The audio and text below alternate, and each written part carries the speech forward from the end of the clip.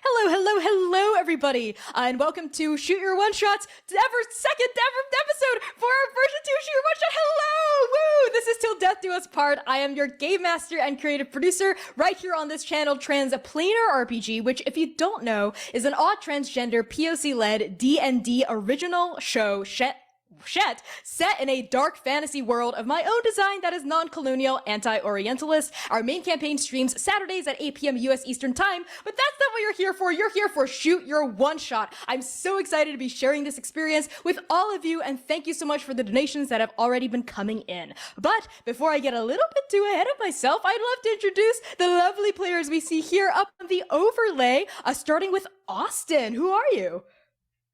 Hi, what's up? I'm Austin. My pronouns are he, they, she. You might know me on this from this here channel as being Abiku Ishtar, whose pronouns are she, they. You can find me on Twitter at Sailor.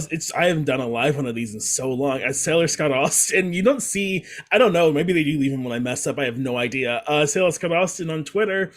That's me. We're about guests tonight, though. Let's a guest now, John. Cool, great. Wow. All right. Hello, I'm John and/or Ryamasa. Use he, they pronouns. I'm playing Tamila Yani today, who also uses he, they pronouns because I am a lazy butt. You can find me on Twitter at RY0MASA. And that's me. I'm going to throw it on over to CJ. Had a feeling. Hi everyone, I am CJ, aka Classic Dragon Online. I am the antithesis to father, husband, gamer. Remember that. If you like what I do, I design games. Have a great time. Twitter. Passing it to Chris. Hi everyone, my name is Chris Cologne. You can find me on Twitter at VO_Cologne, COLON. I'm a voice actor and TTRPG performer. There we go, English. Pronouns he, him, and I'll be playing Raphael Balmore, they, he today.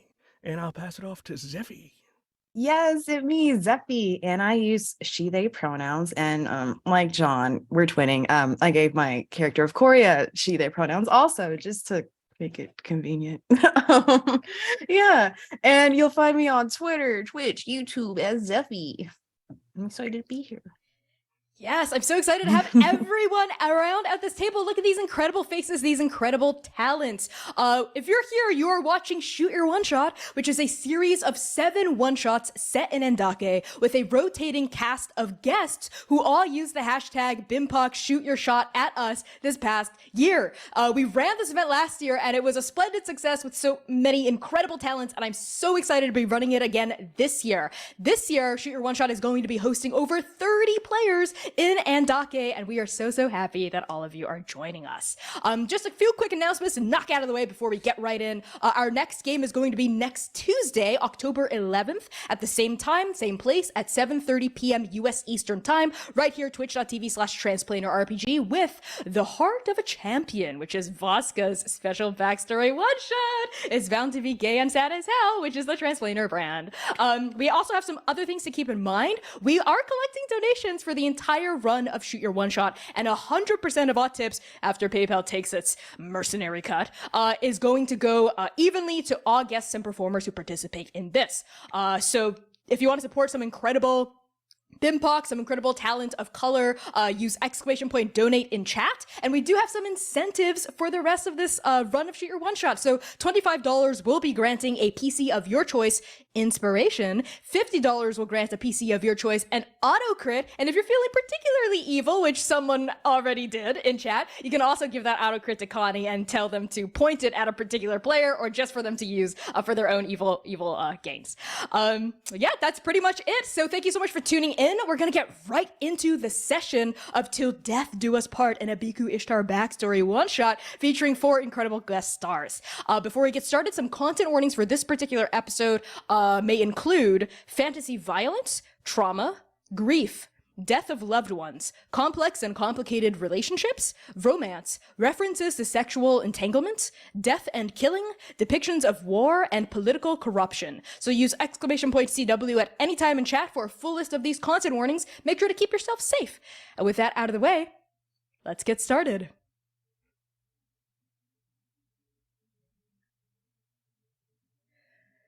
We open on the warm wooden crackling of a campfire. A black column of smoke vents endlessly up, up, up into the night air above the hungry licking tongues of red-hot flame. Filling your nostrils is the smell of smog, ash, ice. The fire keeps this frigid bite of the Northlands at bay for now. Wintry winds batter the perimeter of your small camp, setting your flags aflutter, ruffling the hide tarpaulins of your tent. The sky, darker than despair, infinite as hope, glimmers with countless stars forming countless constellations. You know their names: Nipuza, the Raven Queen, Yudabathi, Sen, all 8 of them, all 8 of your gods. Cosmic dust, purple and lucent, shimmers on the northern horizon. And back now, on this frozen lake, your campfire sputters. Handfuls of glowing embers cough up onto the ice, splutter out, die. The 4 of you, plus your captain, minus your lieutenant who had turned in early for the night, sit around the flames. You've made camp to the south of Nitbuza's teardrop, dozens of miles away from the citadel, one of many little watch points to guard against enemy incursions in the dead of night. Captain Lua, your leader, prods the fire with a stick, gets it to cough and sputter and wake again. Captain Lua is a tiefling titan, with long black horns jutting proudly upward toward the sky. Their horns are painted white, with clouds that move across the keratin. They are garbed in Cloud Kingdom armor, hardy steel with leather straps and cloth underpadding. Currently, they're in the middle of finishing up a story, a campfire story, to pass the time. Their stubbled face, we see, is lit with erratic shadows from the dancing flames.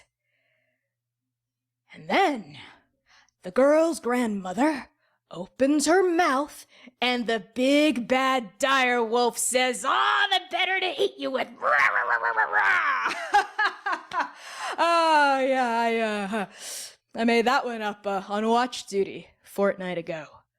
Samil, your turn. Give us your best story. Alleviate our boredom, please. And at this juncture, we pan around the campfire to find you, Samil. Why don't you tell us, what do you look like, and what story do you tell? So Samil is an older Fire Genasi and Shatter Kai mix. They have sort of darkish red skin, sort of mapped with, looks like 3 or 4 shifting tattoos. They're lines, and sort of they weave around sort of their neck and their shoulders, if you could see underneath the shirt that they are wearing, and you can sort of see that it comes down under, like on their arms, where they sort of roll their sleeves up, just being warm somewhat despite the cold. One of them specifically seems to pulse in the same time when they breathe, so it brightens when they inhale and dims when they exhale. But other than that, they look fairly old. There's sort of streaks of white in their hair, and what looks to be like a sort of patchy gray. It's an excuse of a beard more than it is a beard, really. It's clearly been sort of roughly cut off and sort of allowed to grow out again, and then sort of cut off again when it got too irritating. But Samil is, I believe, sitting across this campfire, just sort of was staring into the fire and counting something, while sort of with their eyes sort of half closed, and they're sort of etching something into a piece of wood that seems to have been sort of lacquered in a way that looks like it's designed to be part of something. As of what yet, it's a small piece, who knows. But Samil looks up, and when upon being called to tell this story, and says,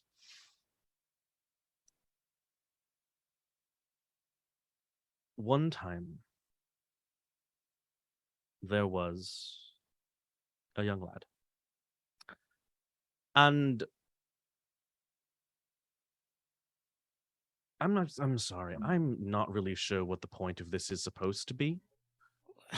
it's to build camaraderie, to alleviate our boredom, you know? I mean, Ishtar's not here for us to bounce japes off of. Gotta work with something. Well, yes. I think that's assuming that I'm bored, though. Do you all just sit around campfires doing nothing? There's plenty of things you could be doing. I'm carving at the moment. Oh yeah? Well, what are you carving? Share with the class. All right. Well, and so he'll sort of hold up this piece. Goes, this is a piece of something that I will be working on and will probably continue working on until I've died because I've yet to find a suitable thing for it. But I've decided that one of the things that I can build to help end this war is something that would make use of our enemy's power. For they understand, again, it's a specialty of the way we use magic. It's not like we can't, but this one resonates with you and you pointing around the fire for whatever reason. What if we could make it easier? And so they hold up this sort of piece of wood and says, this is going to be the base of the first thing I've tried with this. I think I'm going to make it a bow. I haven't decided yet, but we'll see. A bow, inspired by Yes. the designs and what philosophies of our enemy? That's bordering on treason. No, powered by them. Powered by Okay. their magic and turning it around. The unfortunate fact being that the best way to do that would be to use a draconic mage. Okay, yeah. You know what? Right, You know what? I think I'm taking the story stick from you, Samil. Oh. I've decided there's a story stick, and I'm gonna pass it judiciously to my left. Rafi, why don't you save us from this? Tell us a story. And Rafi, why don't you tell us what you look like and what story you tell? When we see Rafi, it's similar to a tiefling giant as well. You see that their skin is sort of this light purple, as you see this sort of a scar of like 3 claw marks across the upper echelons of their face. Their eyes are like a purple, but also in the sense of starry, like almost like a night sky over a lake. As you see their grayish horns that sort of are light on the top and sort of get darker towards the back as they sort of curve with this sort of messy gray hair that's about almost past their shoulders there. And one of the more noticeable things you see is that their entire left arm is just complete metal in the sense of it's shimmering and shining, while the other one is completely fine. As you see that it is, their arm was missing, but they used something else in its place for whatever reason. At the moment, you see Rafi is currently carving as well, specifically runes onto their very large silver hammer, sort of being very careful on the sides of it as they're sort of chipping the rune into it. And you see Rafi with a very disdained look on his face as he's trying to concentrate, just go over and say, I'm good on the stick. Why don't you just pass it to somebody else? Ah, yes, ever the team player, Rafi, ladies and gents, and everyone else. And Captain Lua sort of does like a big mock bow hinging at their waist as they're squatting in front of the campfire. And when they sweep their tall, horned head up again, they're looking right at you, Koria. Koria, please enlighten us. Help alleviate this boredom properly in a way that Samuel and Rafi have failed. And what do we see when we look at you? And what story do you tell? They caught Koria like mid-stretch. Like she was just like kind of not paying attention, just completely zoning out, stretching out, getting prepared for the mission ahead. Just, you know, you got to be limber. But in front of you, you see someone with deep brown skin and like this long ponytail with coiled hair. That's like this dark brown. It's a dark brown. And these pretty stable eyes, like kind of smirking. Like just that kind of disposition, and her armor is like mostly leather, but it's plated leather. Snorri Spories. I don't want to do any of that. Does anyone want to arm wrestle or something? I'm down for that. Not for me. I think that's maybe when Captain Lua's eyes immediately flick over to someone who might want to arm wrestle as they look at Laura. So Laura, what do you look like and how do you respond? I think there's not an excited answer because Laura is asleep, like laying on the ground, back on the ground. Like I think they were looking up at like kind of the stars and like the moon, and you see this huge kind of like ram horns, like, and I think the horns are like red in a weird way, which really complements her deep brown skin with obsidian black scales that kind of go up the neck and like up through the face. And you see that like you see her like in half of her armor wearing it because it's like relaxation time, it's nap time. And the armor has like tons of holes in it, like, and it's patched up, and you just see like places in the femur, like in a bunch of places that you look and you're like, you should be dead with these. And is this armor even functional? And I think kind of like Captain Lua like throw the talking stick at me. Yeah, there wasn't a stick at the beginning of the scene, but there is now. It's a sharpened javelin, and they chuck it at you. Yeah. I think it like hits me, and I just like I jump up and I grab the thing and I like chuck it back at Captain Lua without even like thinking. And I go, what's going on? Are we being attacked? Hey, Laura, let's arm wrestle. Okay. And then like runs over and just, okay, if I win, well, when I win,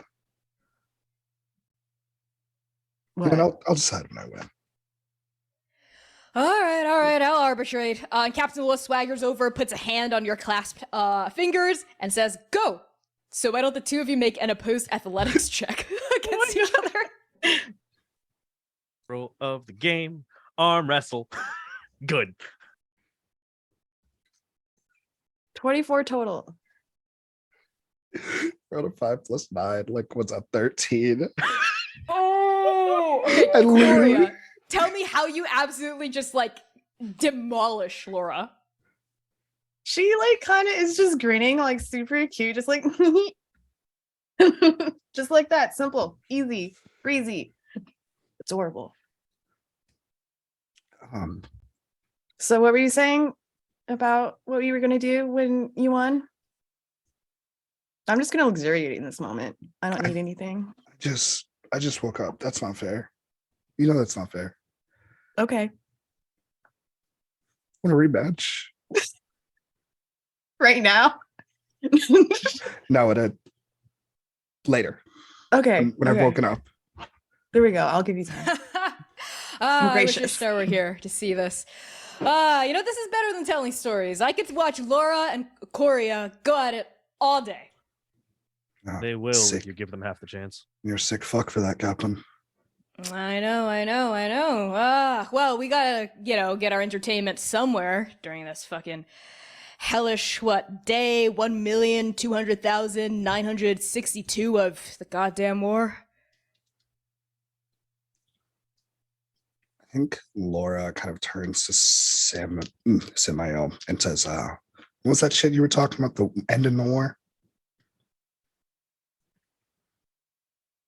The end of it, or something to accelerate the end of it, because I wasn't going to end it single-handedly. That wasn't going to happen. Oh, all right, cool. Didn't think so. Yeah, that shit's not happening. I don't know why you saying all Well, that. hey. No. Everyone's actually been, and at this, Captain Lua actually sits up on their haunches and, leans in, with a conspiratorial glint in their eye over the licking flames of the fire. Folks have actually been talking about how the end is drawing near. I mean, I know, it happens every other year. We're talking about the end of the war is coming near, but think about it. We're all the way up here in buttfuck nowhere. I mean, capitals move from the Godspine over to that Iron Citadel. I don't know, things feel like they might be changing. This might be it. Things are always changing.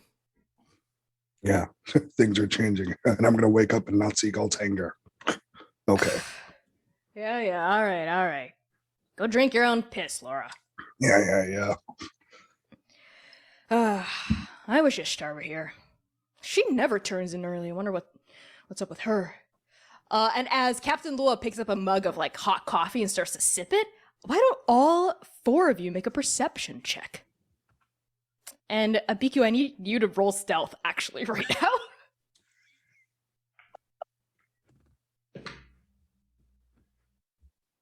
Okay. Rafi, what did you get? I got a 10. 10 from Rafi. Samil? 22. 22. Laura? 14. 14. Korea? Deuces. At 2. Abiku, what'd you get? I got a natural 20 for 20 of 24. Ooh. Oh my god. I said I was Alright. going to sleep. Good night, everyone. I love that. Unfortunately, Abiku, there may or may not be another entity involved here who did not quite roll a nat 20. Oh no. So I think It's the fine. four of Abiku you, has that effect on people. as Captain Lua lifts that coffee mug to their lips, the four of you hear a crunching of ice, some sort of ruffling of a tent flap coming from Abiku's tent, which is, let's say, on the other side of this camp, and a voice that does not sound like Abiku Ishtar's voice, kind of low and murmuring a little bit. It sounds like a complete stranger, which is alarming because you all are the only people here at this camp. What do the four of you do? I know Laura immediately jumps up, grabs her great sword, smites it prematurely, and jumps like towards Biku's tent. Barely asking questions. I think it just goes, "Who goes there?" And but asks while swinging. Oh, jeez. I love that. Laura immediately springs into action. What about Rafi? I think Rafi is going to see the way Laura's going and then just pinch her move, go around, and get ready to just swing, not even ask a question. Your hammer raised. Okay. Yeah, let's just go to full two-hand. Love it. Let's go to Samil. Samil doesn't move from the campfire themselves. They like sort of turn up and look back over towards the tent. But the little tiny little eldritch cannon that they carry around with them sort of crawls up their arm out from under the cloak, sort of mounts on their shoulder and aims towards the tent. I love that. Oh my god, everyone's weapons are drawn and aimed. You are soldiers during active wartime. That is true. Yeah. And Korea, what about you? They were not perceiving very well, but seeing everyone seated beside her, drawing their weapons, she will slowly take out her great axe. I love it. Yeah, as all of you like spring to action and sort of rush over to Abiku's tent, we see Captain Law narrow their eyes. And they also reach behind their back and they draw a greatsword as they do and approach. And Laura and Rafi, the two of you are the first to sort of round the end of the tent. Rafi, you're not even asking questions, you're swinging, but Laura, I assume you don't swing quite yet. As you round the tent, you see a stranger. She is actually very beautiful, has this dark brown skin and has this hair that's sort of styled in these very well put together bantu knots.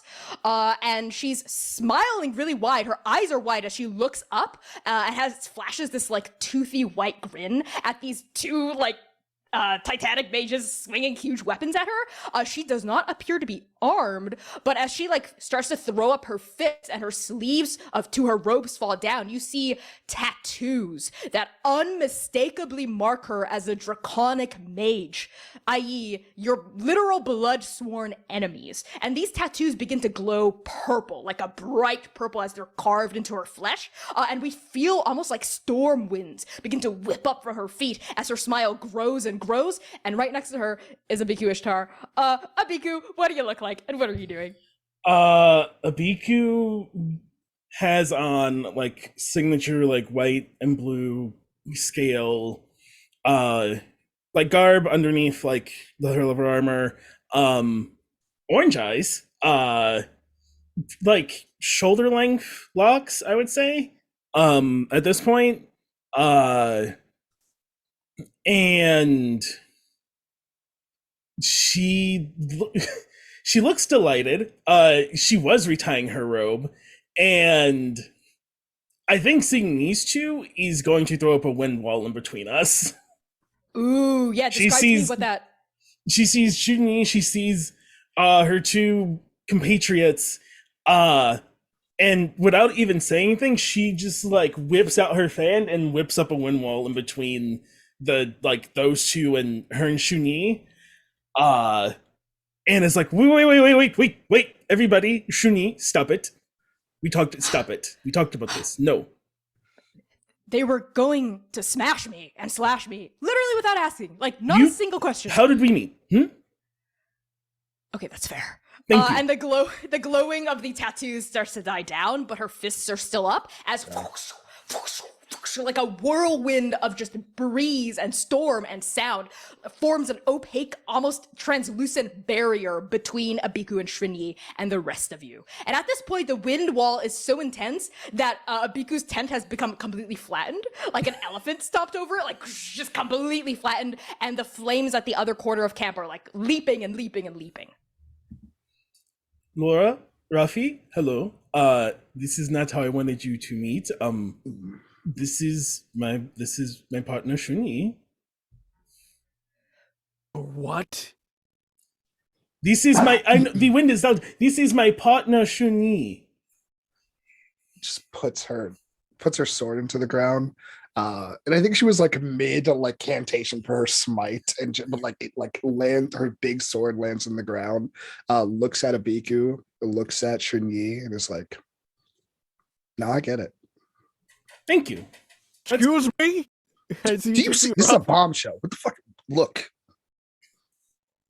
No, come on. Open your eyes. Look harder. They're open. I would betray. If I'm not mistaken, I would betray. We're in the a army too. war, right? We're in a war. I'm not mistaken. That's the enemy, right? I'm not. I just got here, but I'm pretty sure tattoos check, everything else check. Yeah, that's the enemy. You said the name was Xunyi. Yes.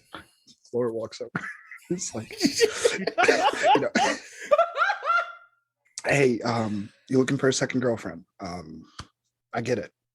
2 hands. You must be Laura. Yeah, Abiku's told me about you. Said this might happen. Hi, I'm Xunyi. Look, I'm not here to sabotage your camp or cut your throats when you're sleeping or anything like that. Okay? I'm here to, Abiku, we're kind of caught red-handed. We might as well tell them, right? What we were doing? No. Well, what we were talking about. Yes. Oh, okay. Yes. Yes. Where is Simeon in Korea? We're still by the fire, kind of to Samuel the by the back. fire. Abiku drops him off. Simeon Korea, Captain, over here. Okay. Yeah, I think at that Captain Lua tentatively sheaths their greatsword behind their back and sort of comes over carefully, looking between Rafi, Laura, Abiku, Xunyi, leads the charge for Korea and Samil to also come over, and is sort of narrowing their eyes. I heard talk of a bombshell. Are there artillery shells landing on us? What? Just Xunyi. Huh. Right. A draconic mage in our camp. So that's what you've been sneaking off to doing all these weeks, Abiku. Yes. This is actual treason. Samil, we were just joking about treason earlier, but this? A draconic mage in our camp? I Ishtar. wasn't joking. Samil, you're not making my job easier for me. I'm gonna pretend as your superior that I didn't hear that, or else I'd have to file a lot of paperwork, and I hate paperwork. Okay, Is there written rules against this? Just out of curiosity. Yes! Well, they said they were doing not. Well, You don't sleep with the enemy, neither Thank you, metaphorically Rafi. or Okay. literally. That's What about rule if the number enemy one is of hot? war. What about if the enemy is hot? It doesn't not matter. It's rule the number enemy. one. I don't Laura, you know that as an ace person, I'm immune to that, right? And therefore stronger than all of you put together. What they said. Fair. Thank you, Rafi. I bow to that. Okay, yes, but that means everyone else has the same weakness. So And Captain Lua registers that Xunyi is not an immediate threat. As the wind wall dies down, lets out a big sigh, pinches the bridge of their nose. And when they finish pinching, they say to you, Abiku, Lieutenant, you have, let's say, 8 sentences for each of the 8 gods to explain what the hells is happening here before I put your honey in shackles. Well, one, I'd like to see you try. You know I am stronger than you. You're just better at the whole politics thing to be a captain. We've talked about this. Don't make me. 2, The queen, there's a curse. They are going to curse all of us so no one has power anymore. Pause in the 8 sentence thing. What do you mean? Power anymore? Where did you hear this? Well, I overheard the queens talking that they don't think we can win, so the best thing to do is to just curse everybody as like a mutually assured destruction, you know? Like they can't win, we can't win, nobody wins. It's just like into the world. Abiku. Let me read your mind. Okay, Show me this conversation. Sure, you know it's a mess in there. I always pass out all the time, and I don't know what that's about. And Captain Lloyd just steps forward and places a finger on your forehead, and all of you feel the wee ripple as they like plunge into Abiku's mind with detect thoughts, and basically, without Abiku resisting, like pull up this vision, this memory, trying to see if what you're telling is the truth. And all of you hear like emanating off of Abiku, almost like speakers, almost like it's like a watery behind a barrier voice. It's always like this when Captain Lua pulls up visions and voices from someone's memories, like an echo in a chamber. All of you hear your queen's voice, Queen Undu, sort of vibrating, and you catch snatches of phrases that corroborate Abiku's story. Titan's bane curse, blood-locked forever, mutually assured destruction. And like all of that rings true, and Captain Lua lets go, and there's almost like a ricochet of the weave as a thread of it seems to snap almost violently against them. What? I don't understand. We're losing? They're giving up? I think everybody is losing. The fuck? I think you just see Rafi just take his hammer and just full on swing at the nearest tree, just clean off as it just splinters. Yeah, this is a frozen lake, but let's say there's an ice tree growing out of the frost, just made of like crystals that absolutely shatters against the heft of your hammer. And as the crystals like explode and scatter across the surface of the frozen lake, we actually push it on your face, Rafi, and a little while's like behind it, Coria's face too. As these crystals explode in front of your eyes, we push it on both of your faces to see ash, blood, a castle, once proud, once rich, now dead, slaughtered, crumbled into broken slabs of granite. Shattered puddles of glass, a graveyard of honor. And picking through the detritus, twitching, garbling in tongues unknown, are the monsters. The shifted. Eyes in wrong places, faces too long, teeth the color of rotting silk, claws, tails, fur, horns, hooves, scales, mashed together pieces of what could have been magnificent transformations, now degraded, now corrupted, now gone forever, a shadow of a person's soul.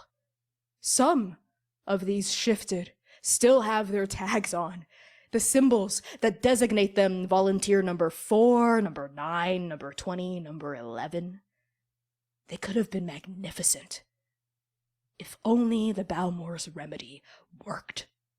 If only it had been possible to control shifting, to package it into a poultice, to remove the training wheels, to turn the tide of war against those draconic mages.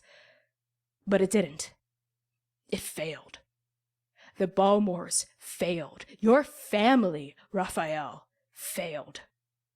And you stand now, the lone survivor of an avoidable tragedy, on the threshold of your lineage's home. Castle Balmore had stood on Clearwater Moor for 7 generations, and now it is dead, slain by its own hand, killed by the very volunteers that should have brought it glory. Raphael, you're covered in blood. Your own, not your own. Dust paints your hair white.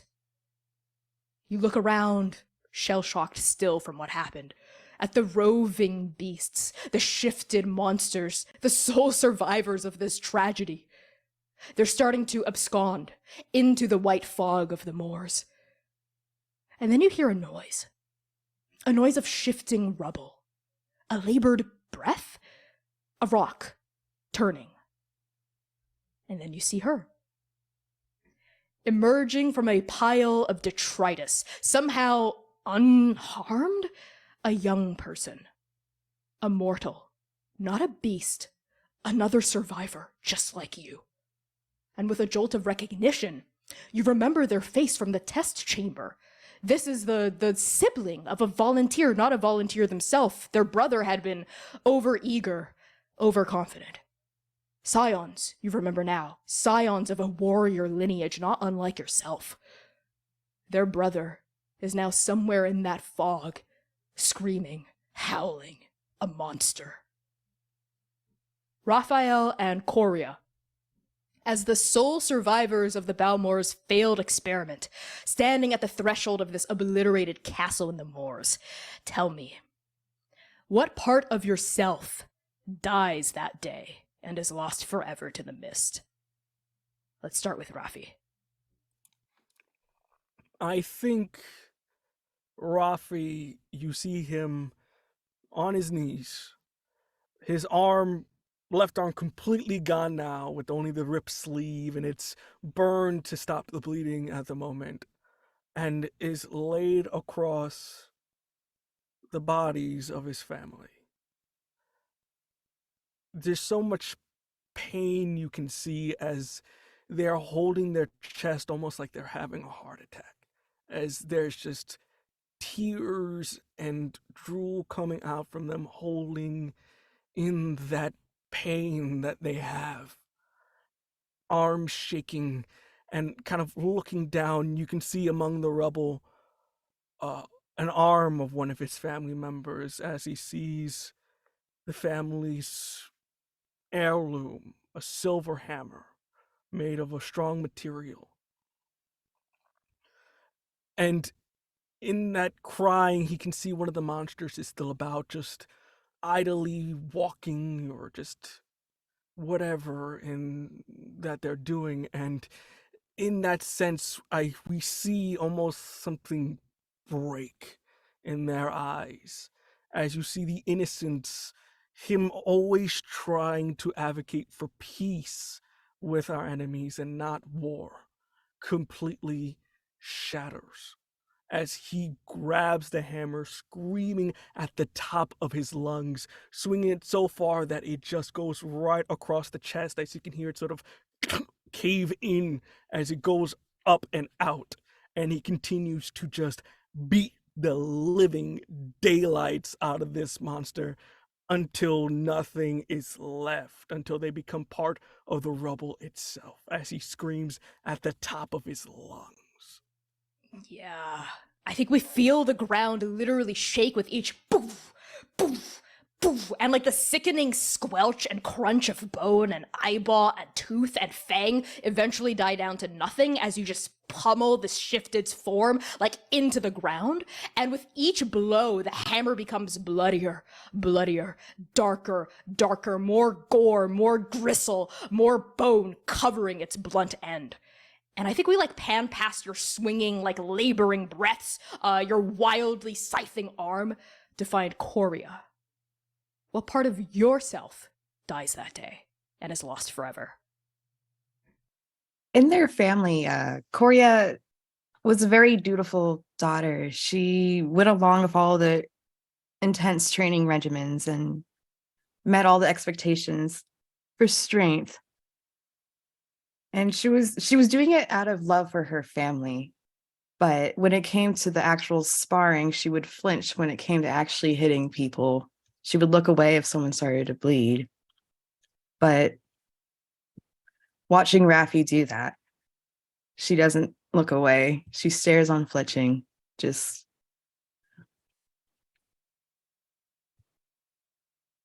she doesn't look away. Yeah, and for the first time in your life, Korea, but certainly not the last, your eyes linger on violence, on blood, on war, on death. And you see the horror of it. You see the beauty of it. And you see everything. And as we pull out of this memory, the next thing we witness are canvas walls? A tent, the interior of a tent, a bedroll, a pillow, a tray filled with medical implements, scalpels, calipers, tongs, clasps, bloody wads of gauze, tape, potions, vials, and vials and vials of foul-smelling liquid. And lying on that bedroll, Samil. Your chest rises and falls, and I think for the first time in a long time, perhaps even ever, you can breathe easy. You're not struggling to vent air through corrupted lungs anymore. You're not coughing up phlegm with every other word. You're breathing easily and naturally, as though you were born with the lungs of steel and glass now installed inside your chest. And the person who saved your life, the artificer who only goes by their title, the medic, is currently packing up their things. They're an orc titan with a slender frame of wiry muscle. Their black hair is tied in a low ponytail that sweeps past their waist. They wear these round glasses and lean on a cane to walk. You notice one of their legs is made of wood, with flowers blooming from the joint. And Samil, I think as you're beginning to wake from this anesthesia, you notice for the first time the tattoos coiling up the medic's forearms that you hadn't seen before when you first met them. Tattoos of black feathers, wings, beaks. And I think as you're blinking yourself awake, you sense something else too. A presence passing overhead, like a flock of birds swarming across the sky. The sky is, of course, obscured by the ceiling of the tent, but you're sure of it. You hear it. Feathers whispering, the shadows of crow-like beaks. And then you feel it. A sensation of rising, of floating, of being borne upon dozens and dozens of pitch black wings. And then that feeling is gone, and everything is real again. But you're left with the distinct aftertaste on your tongue of a life given. So tell me, Samil, as you stir awake, what oath do you swear right there on what should have been your deathbed the day the Raven Queen spares you? Samil turns to look at the medic, watches them pack their things, and go. They can't move. It is pain and stiffness and tiredness, but there is feeling coming back to them. And as they look back up at the ceiling and sort of reach with any feeling they have in this moment to the birds that are no longer there, as they breathe in and out, as those lungs rise and fall, as their chest starts to move the way it was meant to for the first time, two things happens. One, Samil swears that as they have been saved, so too shall they save. They will create things designed to extend the time that others might have if she so grants it. And the second thing is, as they make that oath and breathe the first of what would be eventually 4 shifting tattoos, pulses to life across their skin, breathing in time with the lungs that they've now gotten. I love that. You take those deep breaths in and out as those tattoos begin to glow, rippling into being across your skin. And you open your eyes, and the world swims back into focus. And the Raven Queen's presence feels like it's still there, watching you.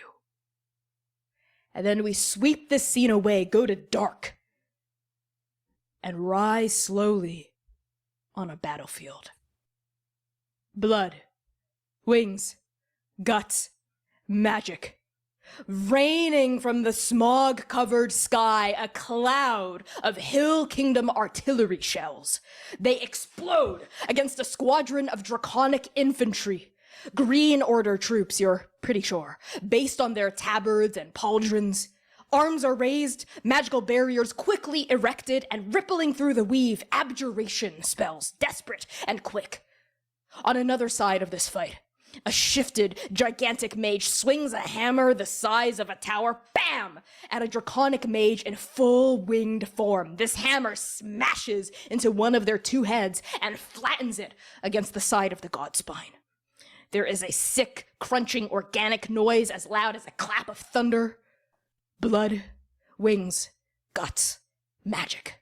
They all rain down in a thick miasma of gore, and Laura, you kneel by your friend, Captain Ishtar, commander of the 49th Vanguard of the Cloud Kingdom. His normally bright, vibrant orange eyes are gray, watery. His pitch-black skin pale somehow, bloodless. There is a wound the size of death, punched clean through his gut. And as the unceasing chaos of war roars on around both of you, Jam Ishtar leans against a pile of bloodied rubble. His angular, wiry, strong form is, for the first time since you've known him, limp. In one hand, they clutch their bow, and with the other, they clap you hard on the shoulder. Laura. No. This war is going to end soon. I can feel it. I know it must be true. You have to promise me, Laura, when the war is over, take care of my girl. Take care of Abiku. She's just a child right now, but she needs to know what life is beyond violence, beyond blood, beyond death. Don't let go. Please, please, Laura, promise me, So, when the war ends, Laura, you'll show Abiku the world. Teach her the names of flowers, birds.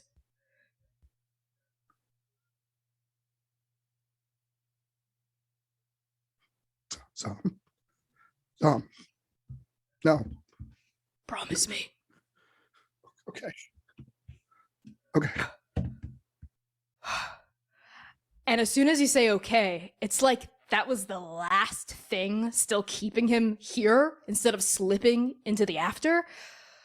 And he lets out a deep, shuddering sigh. Goes limp. But before he dies, Laura, tell me, what secret token does he give you to give to Abiku after the war ends? I think it's a like metal bird. I think it's like just this like oh god, words are hard. I think it's this like carefully carved and like metal folded like bird. Maybe it's like a sparrow, just something like cute and innocuous. And I think like it's something that they carried on them at all times. Yeah, you feel something hard and sharp and small being folded into your palm, slick with blood, as Jam gives you, pulls that metal bird out from their vest and folds it into your hand. Thank you. And Jam Ishtar breathes his last.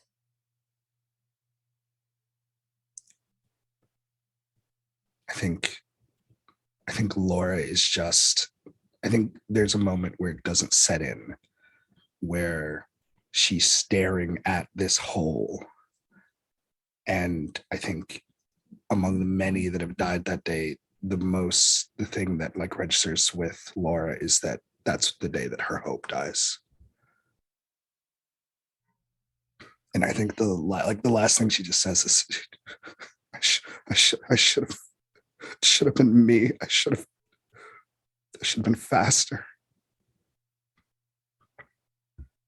And I think on your bloodied, broken face, your skin slick with gore that's your own and not your own, huddled over the body of your mentor, your father figure, your one true friend through all of this, we cut back to the camp. The last bits of crystal felled by Rafi's hammer skitter to a stop on the surface of the frozen lake. As I think there's a moment of silence as the four of you remember those pivotal moments in your lives as this news of the Queen's final ploy, final act of assured destruction rings in your ears. And it is Xunyi who breaks the silence. We're not going to take this down. We're not going to take this lying down.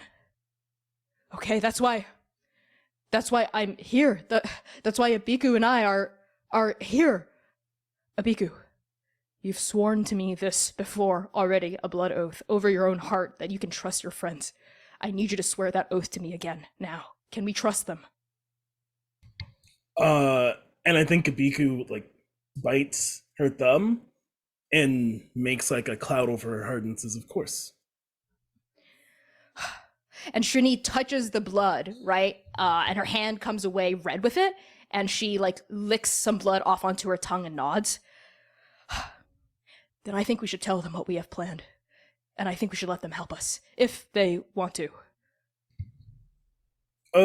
Yeah, sure. You can, it's either help us or like don't get into the way. I will harm any of you if you hurt Xunyi. That is a promise. But if everyone is, assured that they don't want the queens to curse all Titanic mages forever, then surely helping us is in your best interest.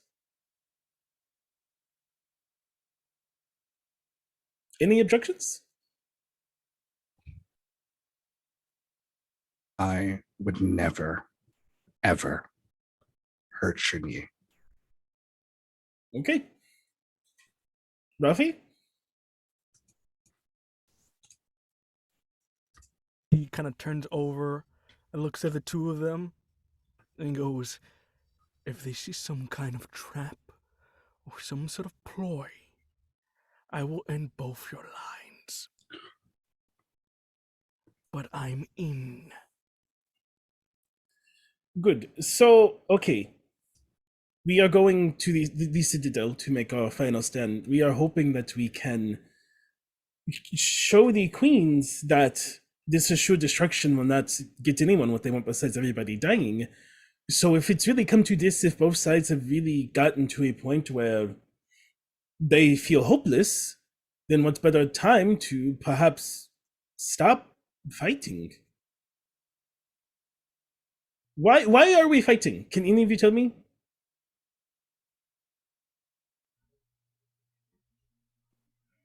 They started it. Did they? Where did you read that? I got a house full of dead family members to prove it. But did they start this war? This war, you may have a personal vendetta, which is your own thing. I cannot control that, Rafi. But did all of the Draconic mages that exist start in this war? Because as far as Xunyi knows, on her side, we started it. But we're told they started it. Nobody knows. Nobody knows what we're fighting. Nobody has stopped to question why. My father's taught me that sometimes it is better to ask and talk before you act. And that is something I forgot for a long time. Oddly enough, until Xunyi punched me. it knocks sense into me, as it were, I think. Even though she was totally going to kill me, but it's fine. It's kind of cute. It's fine. I was totally going to kill her, Yeah, but how did- we're how over was- it. Water under the bridge. Yeah, how was that water? What happened? What is the? I'm seeing the end result, and I hear the Mhm. beginning result. How Mhm. did we get here? So your meet cute was a battle to the death? Mm-hmm. Yeah. It's very common in this world, but I wouldn't know. Okay. Love has a funny way of working out like that. Okay, all right. So, really, the Citadel is the best place to just sit down and have a talk. Maybe we can convince the queens, and then they can send an envoy, and some sort of peace talks could start happening, You want you want all of us to have peace talks with each other. Laura, I know that sounds ridiculous, but I have intel from the Draconic side. In just a few days, they're launching a full siege on the Iron Citadel. Every single leader of every single order is going to be there. Which means, ironically enough, this is our best chance. I don't think there's ever been a single time in the history of the 1,000-Year War where every single leader of both sides has been gathered in the same place. If they could just talk to each other instead of shooting each other down with spells and arrows, I don't know, maybe we have a chance. I mean, I was gonna kill Abiku when I first met her, and then now look at us. Maybe there is hope. All right.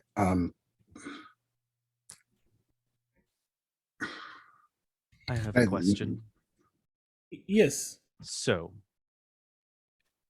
this is all well and good. I'm not against the idea.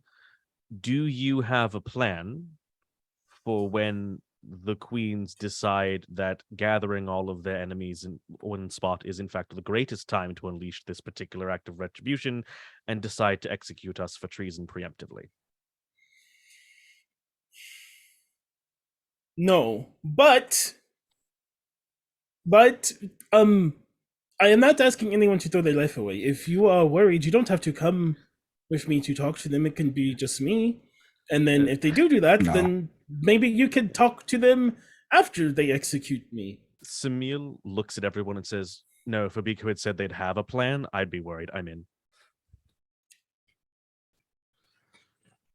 Okay, first off, you're not getting executed. Let's get that correct.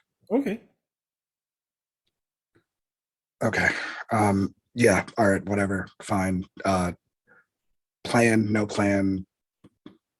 Someone's probably gonna stab me regardless. Let's go.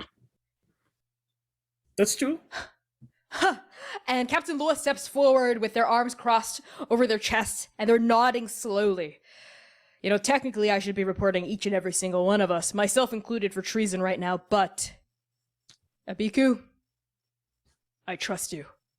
I believe what you're saying about the queens, and weirdly enough, I trust Xunyi too. Let's run this like we did Battle of Second Hoof Lake. Okay. Abiku looks at the new people. Oh, you weren't there. Captain, you should get them up to speed. Right, yeah. We had no plan, we just flew by the seat of our pants and it all worked out. I know. I never have. Go ahead. Wow.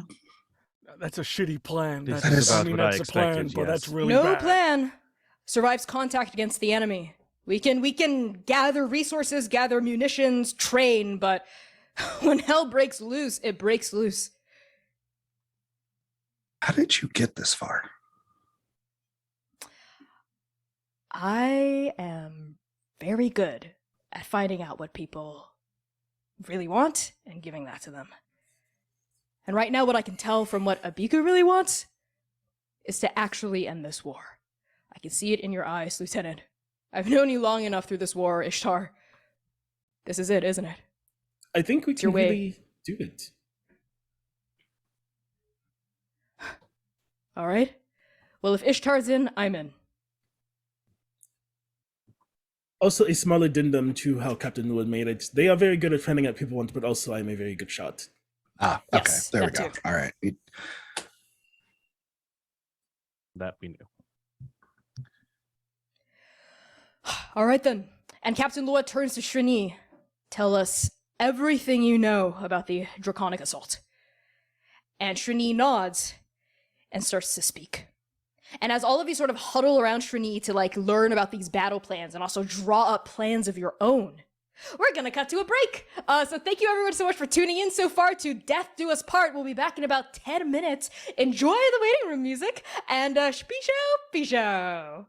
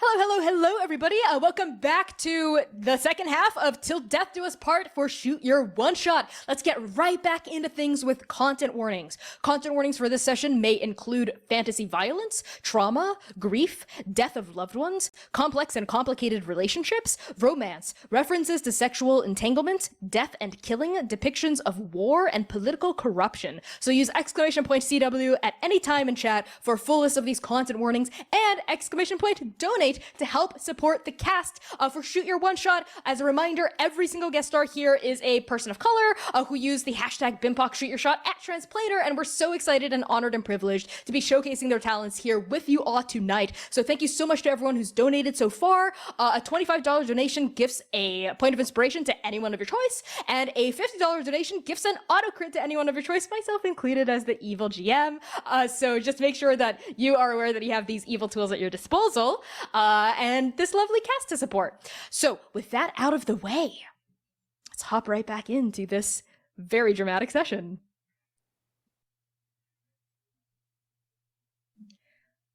For 8 days and 8 nights, the Iron Citadel holds. Draconic mages launch indiscriminate attacks against the gigantic mage's final bastion of safety. Aerial assaults by shifted, ground assaults by infantry, cavalry riding on familiars ripping through the Citadel's first, second, third lines of defense. And inside the Citadel, the sounds of war are loud and never-ending. Every single person here is a soldier, a warrior. All civilians have been evacuated to the far south. In other words, there's no need for mercy on either side. As the orders probe, attack, blast, and climb their way up and over, under and around the Citadel's sturdy iron walls, I think we find the 5 of you in here. Inside the Citadel, preparing for your final stand. The Citadel's interior is magnificent. This structure is large enough to easily hold a city of people, maybe even 2.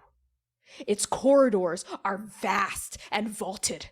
There are countless courtyards, gardens, gateways, labs, chambers, lounges, kitchens, war rooms, training halls. The Nexus, a central, heavily guarded chamber, allows for fast travel between various waypoints within the Citadel itself. Its convenient luxuries are only afforded to the kings, queens, and rulers of the gigantic kingdoms. The most I think any of you have seen of it so far is a glimpse beyond a briefly open stone door. Whirling golden rings? A chamber domed like an observatory. That's all you see. That's all you know. Your forces, however, which all of you are aware of, are on the back foot. The draconic mages can taste victory, like blood in water for sharks. It won't be long before these sturdy iron walls crumble, and the enemy pours in. All of you know that the word from your leaders is to retreat to the vault. Hold the final standoff there. It's unspoken, but known throughout the Citadel that it's not a matter of if that will happen, but when.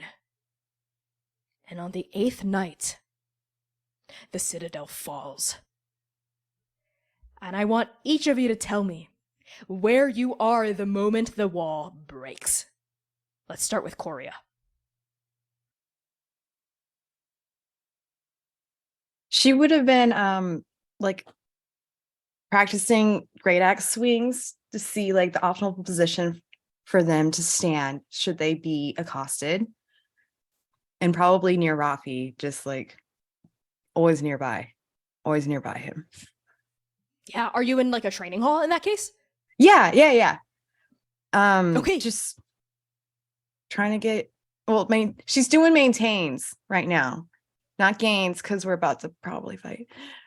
Maintain. Yeah, just staying limber, right? Staying flexible, staying sharp. And I think we see you and Rafi, if you so choose, Rafi, and other various gigantic mages all throughout this gymnasium, a vast domed, like half cylinder cut down the middle vertically and then placed on its side, with these huge vaulted ceilings and bleachers of wooden stands all over the place. These wooden dummies for you to just wail on that as soon as you chop like a straw head off, the head levitates back up and sticks back on through magic. And as you're wailing and slicing and dicing and preparing and keeping your form limber and straight and taut, that's when you hear it.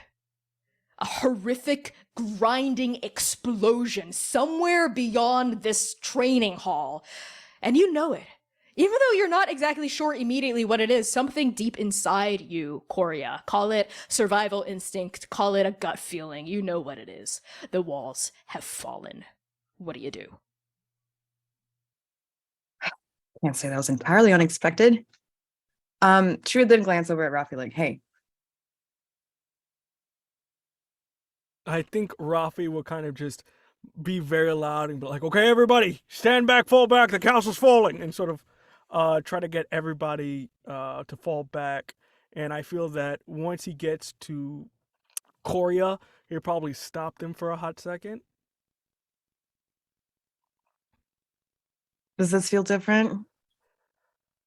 Yeah, I just wanted to give you something in case some things go wrong. And DM, this is kind of my flashback. I don't know whether or not this works or not, but in his spare time, he would have put a rune over just a mundane object that they kind of usually have on them, and on it, he tries to inscribe a rune that teleports them the farthest they can possibly go. And Okay, sort of, you're gonna try that.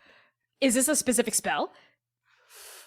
I don't know what specific, because Dimension Door is only 400 feet, and I don't think it's far enough. So I'm trying to think of. I don't know if there was anything farther than Dimension Door that he could do.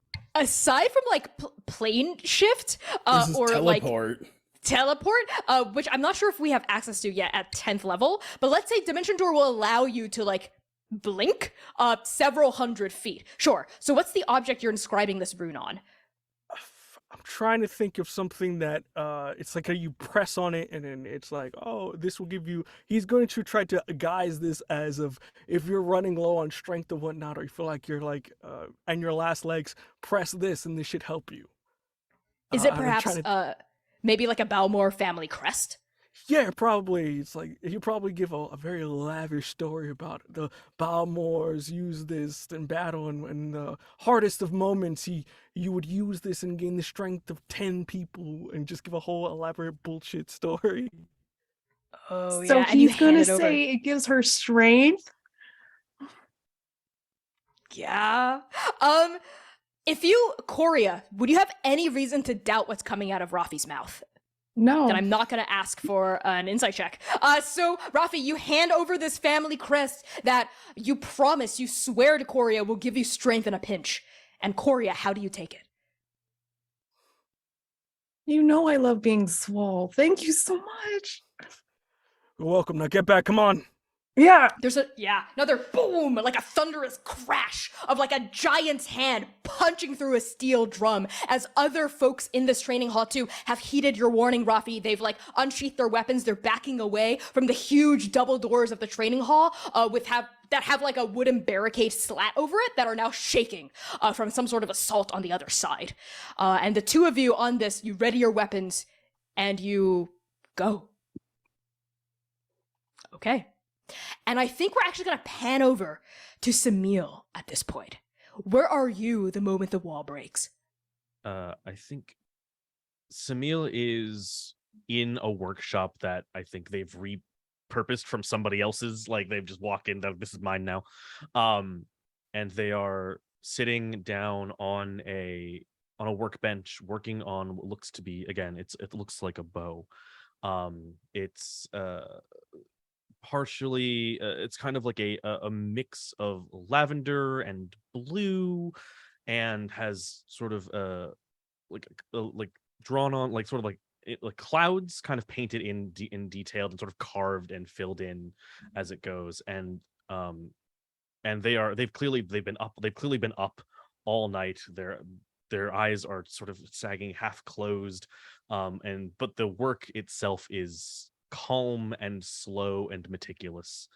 And when they hear the breach, they sort of snap up, pick up the bow, put it into a lacquered wooden case, close it. Once again, let's see if I have time, because I've borrowed so much already, and heads out the door.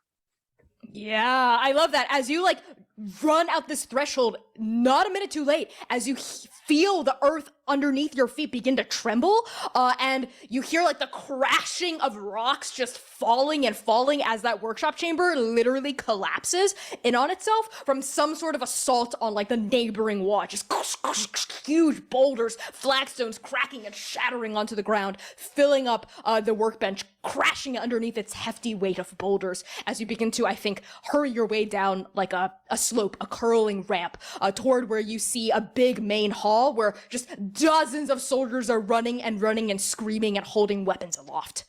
And Samil, as you hold onto this lacquered box and join this like swarm of other warriors, we're actually gonna pan across the chaos to find Abiku Ishtar.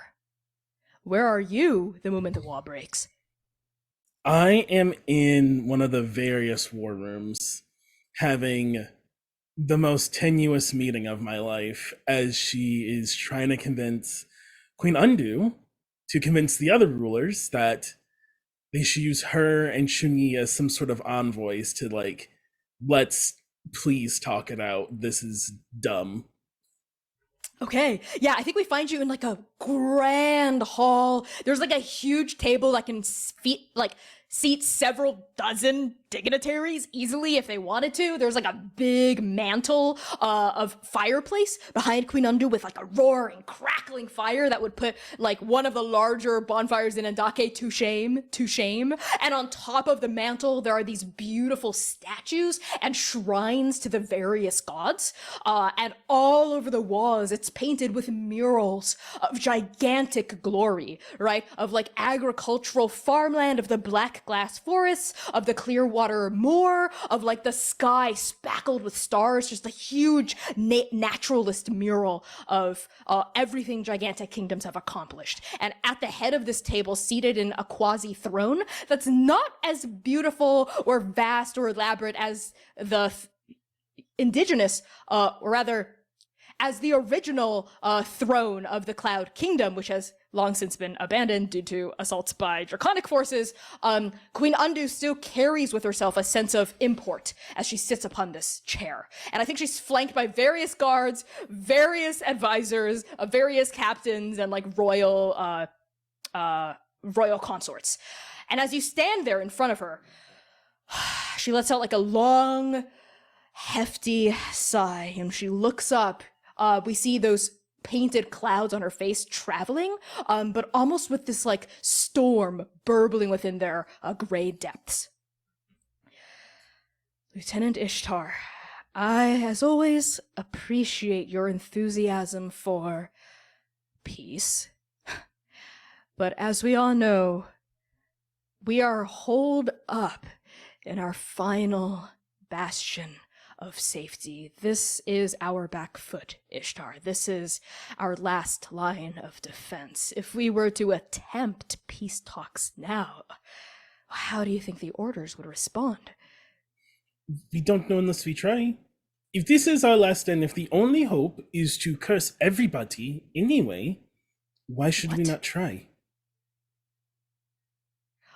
There's like a silence, and then Queen Undu raises a hand, and every single person in this room leaves. They just exit, and like the doors like shut.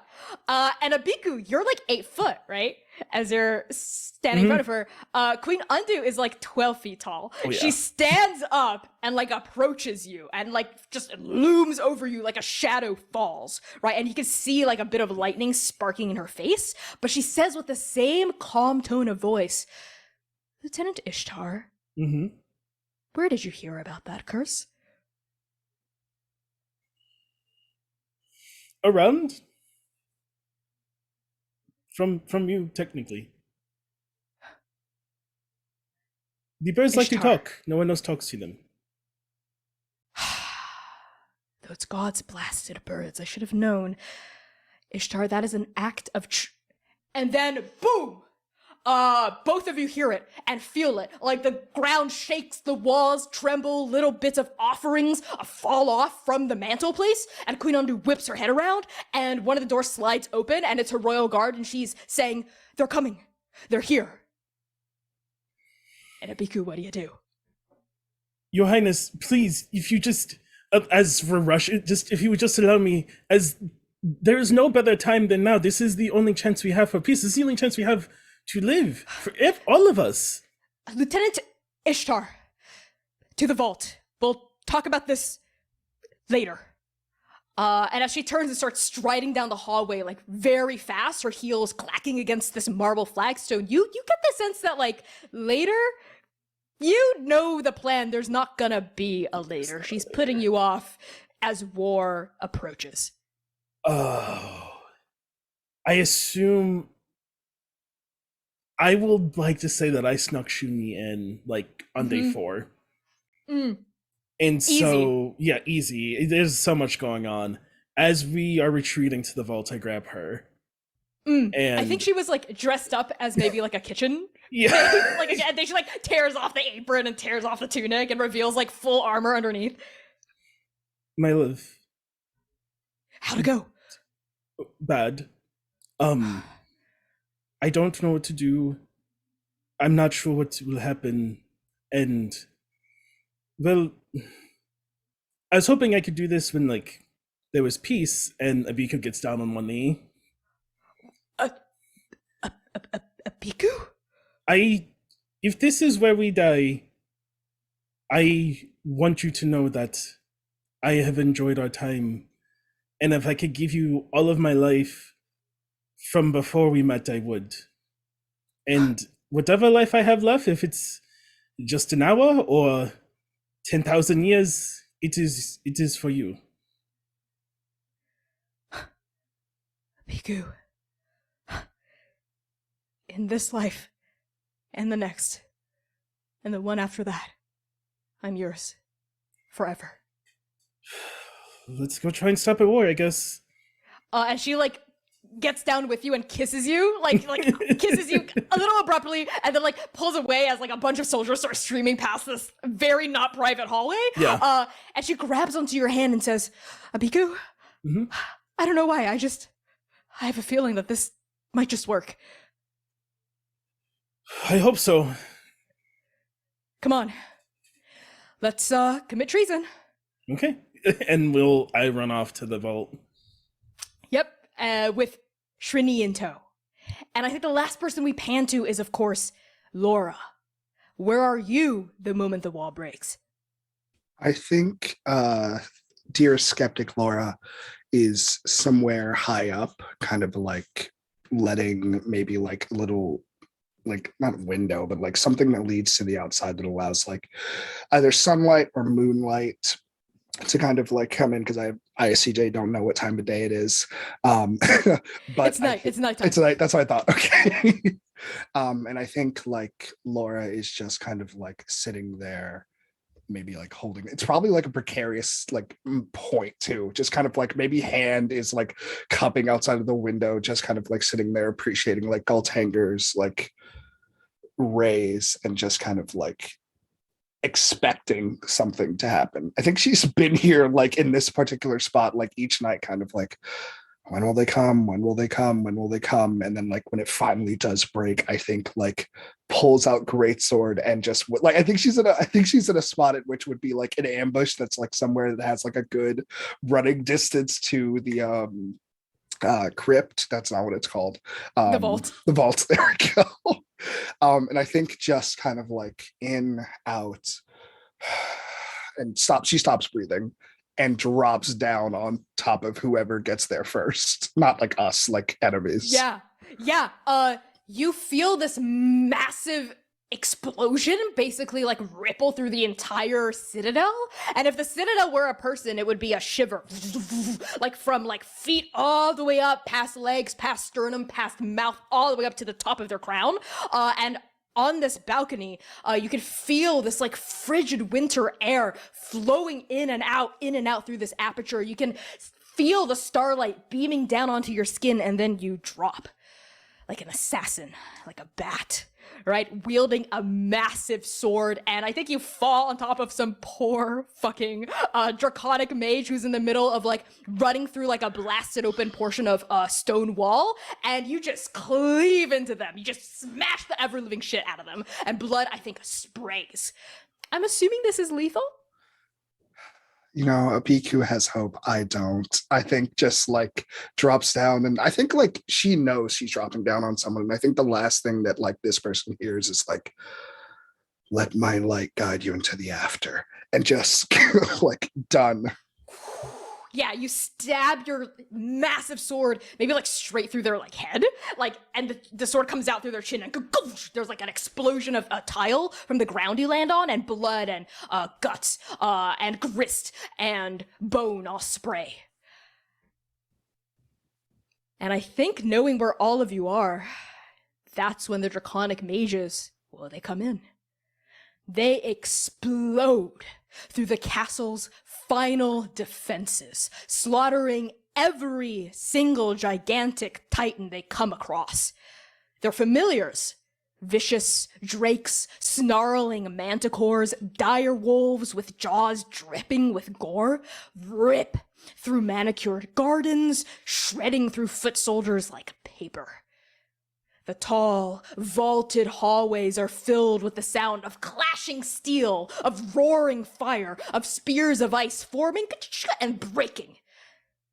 Your unit, all 5 of you, along with dozens and dozens of other units, take familiar routes down through the citadel toward the Vault of Banua, named after your kingdom's collective capital.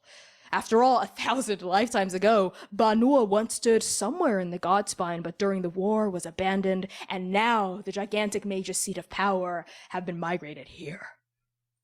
And now, we also find the 5 of you, along with hundreds, if not thousands of your comrades, packed inside the vault. This vault is a massive chamber. It's large enough to hold a small town easy.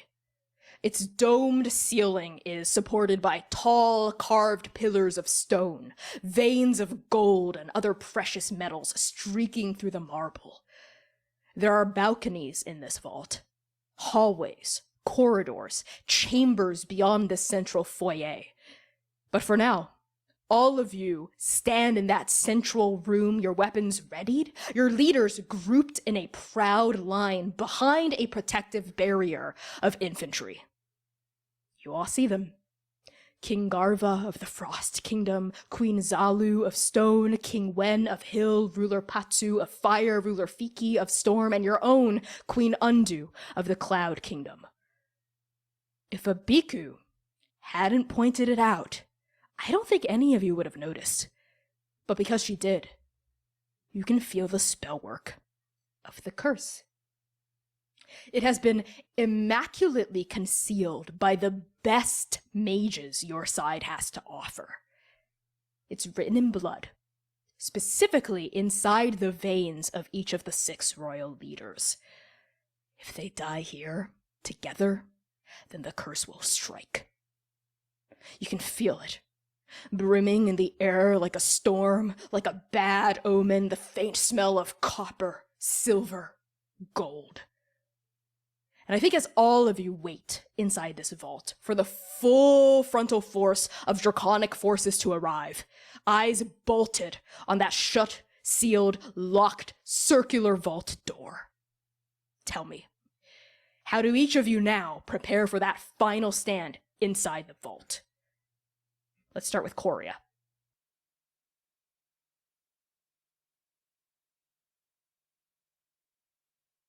Struggling to unmute. The Great Axe has been out for a while now. She takes one more glance at Rafi and steels themselves for what is to come. It's just mutters like, we got this, we got this, we got this. It'll be fine. Speaking of which, Rafi, how are you preparing? I think Rafi is putting on the last of his armor, and before he finishes out his set, I think he takes his hammer, double taps it on the ground, and you see one of the runes begin to pop up as he kind of activates his hill rune, which is to help him take more resistance to the normal types of damage that these guys may come, as you see almost like rock begin to sort of intertwine and wind between all of it, and you see his arm kind of change from that metallic silver to a little bit of an earthy feel to it, as you see his eyes now begin from purple to green as he is just getting ready to mess things up. Yeah, you can feel the magic that had been pioneered and perfected by Hill Kingdom mages, like repel its way over your arm, over your eyes, and you sort of, roll your shoulders and limber yourself up and prepare as you stare at that vault. Now let's go over to Samil. Samil is standing by Xunyi, actually, and is speaking very quietly in hushed tones and holding out this box, which they give to her. Once that's done, though, they take several sort of, reaching into a sort of a pouch on their side, take out several small black feathers, which they then start to sort of weave into their clothes, sort of poke it through the fabric and sort of adorn themselves with it while breathing sort of slowly. And as they do, the tattoos breathe and glow and dim and glow and dim and start to glow brighter and dimmer, and the contrast becomes more obvious as the wind around them starts to pick up and the feathers start to flow in the wind, and they are humming just very softly, very quietly, not for anyone necessarily to hear, but they don't mind if they do. And take a look over at the 5 of them gathered from their squad and Xunyi. And as they hit 5, 6 feathers, gather them all up in their hand from where they're sort of lifted, infuse 5 of them with 6 seconds each, and let it go. Ooh, okay. All right, mysterious. All right, I'm into it. You're gonna have to tell me what the heck that means if things pop off. But I will let that. I will let that be. I will. Okay. Yeah. Xunyi takes this lacquered box, looks down at it, looks back up at you as you're sort of poking these feathers through your clothes. Samil, is this what I think it is? It took a little longer than I expected, but yes, it's done. I think she could do a lot of good with this, but hopefully we won't have to use it. Maybe when all this is over. I think that's optimistic, but it is yours to do with it what you want. Thank you. And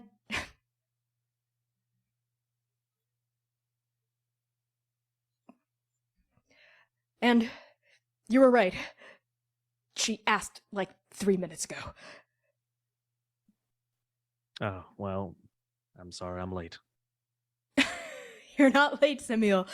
You're perfectly on time. I've barely known you for what, days? A week at most now? I feel like, I don't know, I want to get to know you. I want to get to know everyone better when all this is over. Well, we'll see if we have the time. We will. I can feel it. It feels good. I have a good feeling about this. Thank you, Samil. And she tucks the box under an arm and quickly wraps you in a hug with the other arm. Samil just kind of awkwardly pat. Go. Right. Yes. And she peels away and approaches Abiku. Speaking of which, Abiku, how are you preparing for this final stand? Abiku is doing what she always does before a battle. at least in this time, she is sitting cross-legged, with her bow in her lap, in contemplation and prayer to the Raven Queen. If you're gonna potentially send people to meet her, she feels it's only right to let her know that you're sorry you have to do this. So Biku's just sitting, thinking to herself, letting the queen know she's doing everything she can to not have to send more more people of this land to the after. She's like, that's not what I want to do, but I also can't let them hurt the people I care about. She doesn't really worry about herself getting hurt, but she's like, I can't let them hurt other people. So if she has to in defense, she will do what she's been trained to do up until this point.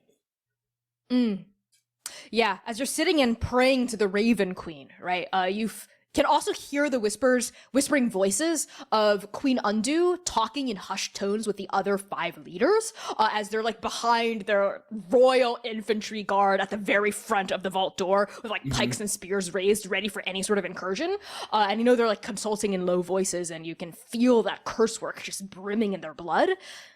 And then approaching you is a familiar presence. And Xunyi sits next to you, and you smell a fresh lacquer, and you see that she's like holding a box that's balanced across her knees. That's quite long, actually, but she doesn't open it, and she doesn't really mention what's in it. She actually looks at you and says, "Oh, this? I'll tell you about it later. It's a gift of sorts, but I don't want to get too ahead of myself. Abiku, are you ready?" No, but I don't think there's really a ready for this kind of thing. Yeah, I feel the exact same way. Whatever's gonna happen, we're in this together. Until the end, and after that. You got it. Abiku will kiss her and then kind of look around. Have you seen Laura? And speaking of which, as we pan across the vault, we find Laura. How are you preparing? I think Laura has just I think Laura just finished kind of casting, oh God, what is that ability called? It's like divine. CJ's lost it. It's fine. It doesn't matter. Divine intervention? No, like oh God, I just don't remember what it's called, and that's okay. It's Divine divine. It's channel divinity. Divine. There we go. We figured it out, folks. I think Laura just kind of finishes casting like her channel divinity, divine, and you just kind of see like this light kind of glow around her, and now she's just, and her muscles kind of tense and tighten as she kind of like comes back to the breath just to exhale it all again. Not breathing, not quite aware, focused. But I think they come out of it just for one moment as they kind of like touch their chest and like realize something as they kind of reach through the armor and pull out that metal woven bird. And they like pick themselves up on their greatsword and they yell, "Biku!" Oh, there you are. 1 second, my love. Hey, I was wondering where you went to. I think they kind of like try to hide some of the blood on their sword as if they didn't just commit a vile murder. But like kind of like putting it in the ground, they're like, "I've got something for you." Oh, okay. And they kind of like take your hand and like ham-fistedly place this, because subtlety is not her thing, place a like metal woven bird in your hand, sparrow, I guess it was, in your hand. Immediately Abiku looks up at you. Wait, were you there? Yeah, I was.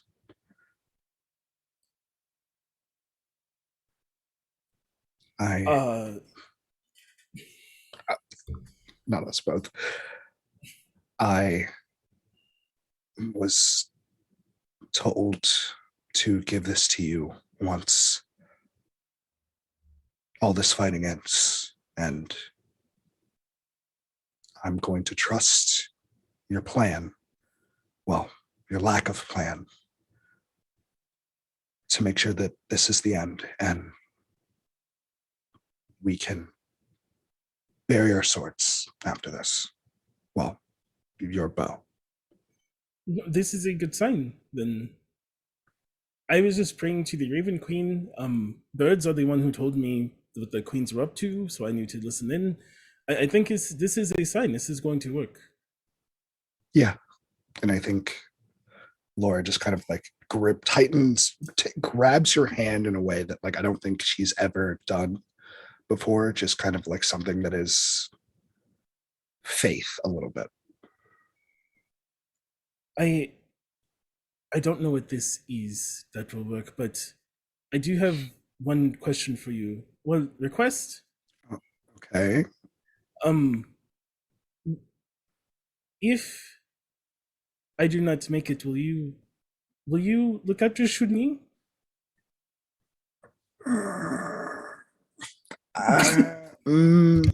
See,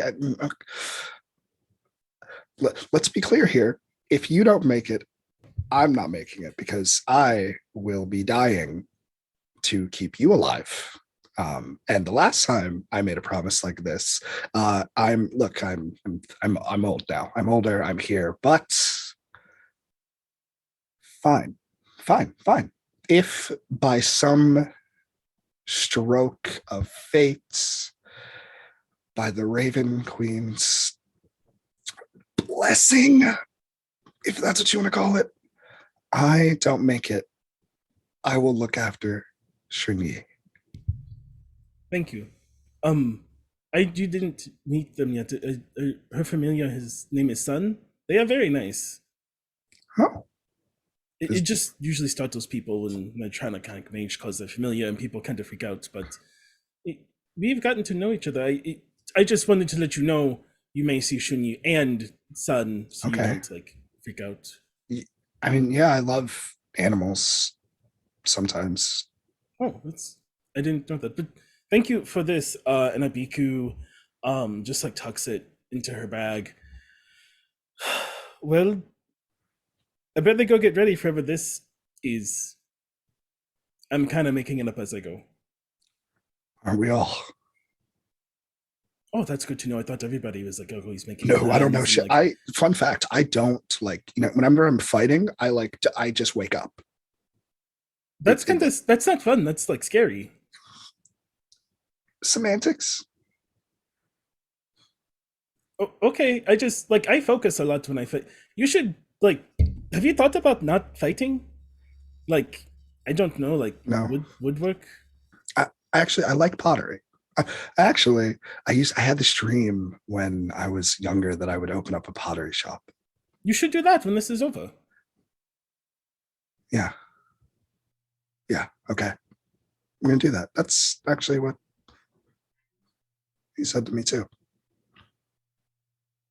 I look forward to buying a pot one day. Abiku will. You don't have to. Okay, as you're walking, you don't have to buy the pot. Yeah, I love that. Yeah, Abiku, as you start to stride away from Laura, there is a noise like thunder crashing against a drum. Boom! The mighty walls of the vault of Banua shake and tremble. Boom! Rubble cascades from the ceiling, littering the floor in piles of pebbles. Boom! The vault door smashes open. And standing at this huge circular threshold is a veritable army of draconic mages. There's at least as many titans in the hallway beyond the vault as there are inside of it. And at the very front of this army are the leaders of the 10 draconic orders. The first to step into the vault is a human woman, dark-skinned, her long black hair braided in a tight coil down her spine. She wears robes of deep, rich obsidian, glimmering with silvery threads. Her pupils are white, slitted horizontally like a ram's. Rulers of the gigantic kingdoms, you have fought well, I commend you on that. And I believe you all know who I am. Olum the Wise, leader of the Black Order. The war is done. You've lost. Surrender now, and I personally guarantee your death will be swift and painless. It is Queen Undu who steps forward, pushing past like a bristling infantry guard, to say, but surrendering is not our way. And at that, the gigantic mages in the vault begin to murmur and seethe. They're gripping their weapons. Their eyes are flashing with fury. And at this point, several other more draconic mages have stepped into the vault. Other leaders of other orders. You can just feel the magic, like, rolling off their bodies. Like, y'all are level 10, like, they feel like level 20 characters, right? And they're just, like, they're kitted out. They've got, like, huge, like, axes and robes, and, like, their hands are made of glass and wood, and it's just, like, they look like they've been through shit, and they're ready to wreck shit here. And as the other leaders start stepping into the vault, one of them also speaks up, a draconic mage, a human titan, with tawny skin, hair kind of slicked back with this gel. His eyes are dark and shining, and he wears these pristine white robes cut broadly at the shoulders to kind of accentuate his form. Queen Undu, have you ever heard of the sunk cost fallacy? Your people have lost so much. You think you need to die swinging for all of this to have been worth it. You've committed atrocities, war crimes. You've done terrible things, but for good reasons, haven't you? That's the lie you tell yourself. Standing like this against an unwinnable hand, that's gonna cost you more than if you fold. And at that, Queen Undu raises a hand as one of the infantry has started to step forward, like for disrespecting her queen in front of her, but Queen Undu raises a hand and the guard stops. And she looks at this man. Tyrion, the brave, is it? You lecture me, lecture us about this sunk cost fallacy, and yet you do not see that you subscribe to a fallacy of your own. I believe it is called projection. I have heard of you, Tyrion the Brave. What you have done to your sister. What you have done during the war. We have lost so much. Yes. But so have you. So have all of us. Now let's end this war the way it was always meant to end. In blood. And at that, the tension in this vault is rising to a fever pitch. It is like a millimeter away from exploding into full-out war. More and more draconic mages are hopping over the vault door. They're snarling and sneering. Magic is rippling off their shoulders, their gauntlets in promised threat. But Abiku, I think that's when you initiate your no plan. What do you Stop! And I push past my leaders. I push Queen Undu out of the way. Oh my god, okay! Yeah, you shove past the queen and you place yourself, between these two sides? Yeah. In the middle of the vault? Okay. My name is Abiku Ishtar. I'm lieutenant for the Cloud Kingdom in the 49th Division. And I am here to end this war. But Queen Undu, and I turn to look at her, you are wrong. It will not end with blood. It can end with words. I ask each one of you here, can you remember why we even fight? What do we even doing here? I was born and the war was just a constant. My father was born and the war was a constant. I ask every single infantry member here, every single leader, why do we do this? What is the point? What is the goal? there's actually like a silence when you say this, Abiku, that like settles over the vault. And actually, I think it's Tyrion who breaks it. We fight because that's what we must do, to carve a better world on our terms. Your side isn't letting us do that. I walk up to him. I get within like inches of his face. I don't know if I'm taller than him. I would like to be. And I look down. You say you fight for freedom. Why fight? Why not ask? You need a better world. Surely there is a compromise we can make. Surely you have things and techniques and knowledge that we do not. The same way as Pence, we have things that you want. I do not know what that is, but unless you fucking talk to somebody like an adult, and Abiku looks down at all of the leaders, you end up fighting like children. You dare I disrespect. dare. Tyrion begins to raise a fist, and we see like frost magic start to rhyme across it, but then also running forward is Xunyi. She like tears herself out of the crowd and like stands next to you actually, and like actually gets between you and Tyrion and goes, "Stop, wait, Lord Tyrion." And Tyrion freezes and sees Xunyi, who's dressed in like the garb of like a Cloud Kingdom outfit, like to go undercover. But she like tears off the pauldrons of the Cloud Kingdom, like drops it down and like tears off, I think, like a breastplate to reveal draconic robes underneath. And there's gasping. Like people gasp, like everyone's gasping in the vault now, like, what? You know, like a spy, a traitor, right? But Xunyi's going, wait, Lord Tyrion, please. My fiance, does it mean any real, that's a question mark, disrespect by what she says? We're just we believe in a better future than this. Abiku Ishtar, Lieutenant Ishtar asked the question none of you could answer properly. Why are we fighting? What's the point of this? Every single infantry member has a different answer.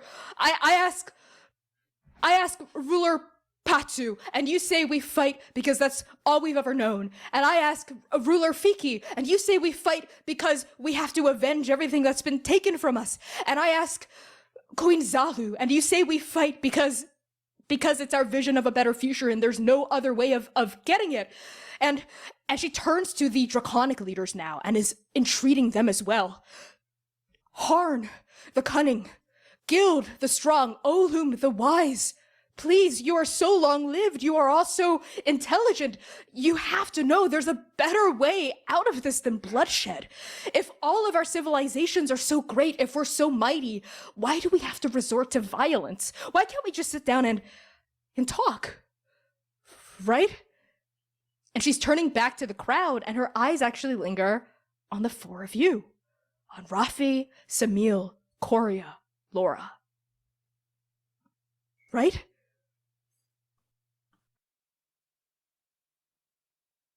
I think Rafi kind of joins in.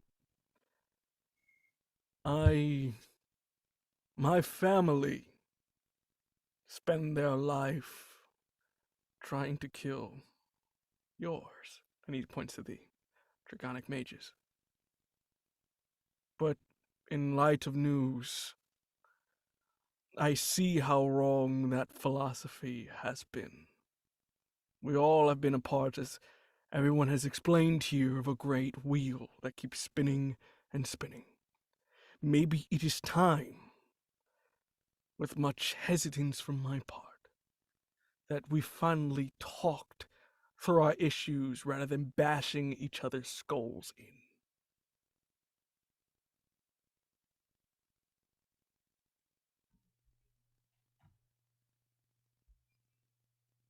My family was found, but I don't want so many others to go through what we've had to. Growing up as orphans. It's all we know. It's fighting. There has to be something more. Otherwise, what's the point?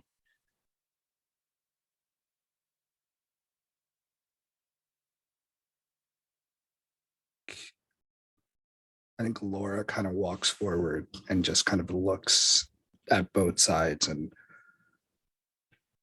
we have lost so much. I have spilled so many blood, countless deaths. Let's be honest here. I hate the other side until the day that I'll die. That won't change. But I would rather, for one day, for once, not live to kill and watch my family live peacefully. Would you all not?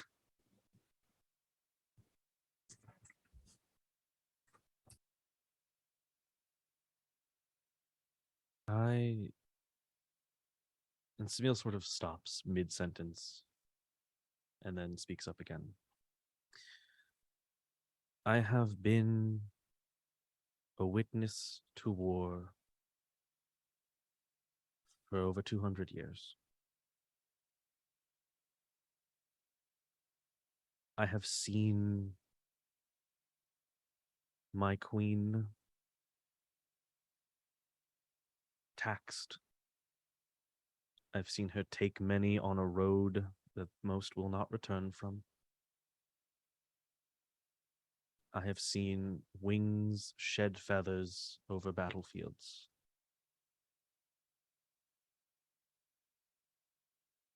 We destroy, I create for a world where that road is empty as many days as possible.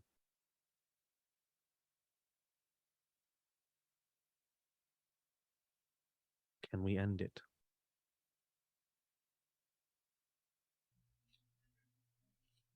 I think this entire time, as all of you have been speaking, there have been murmuring coming from both sides, actually, as various soldiers, various lieutenants, captains, even rulers seem to agree.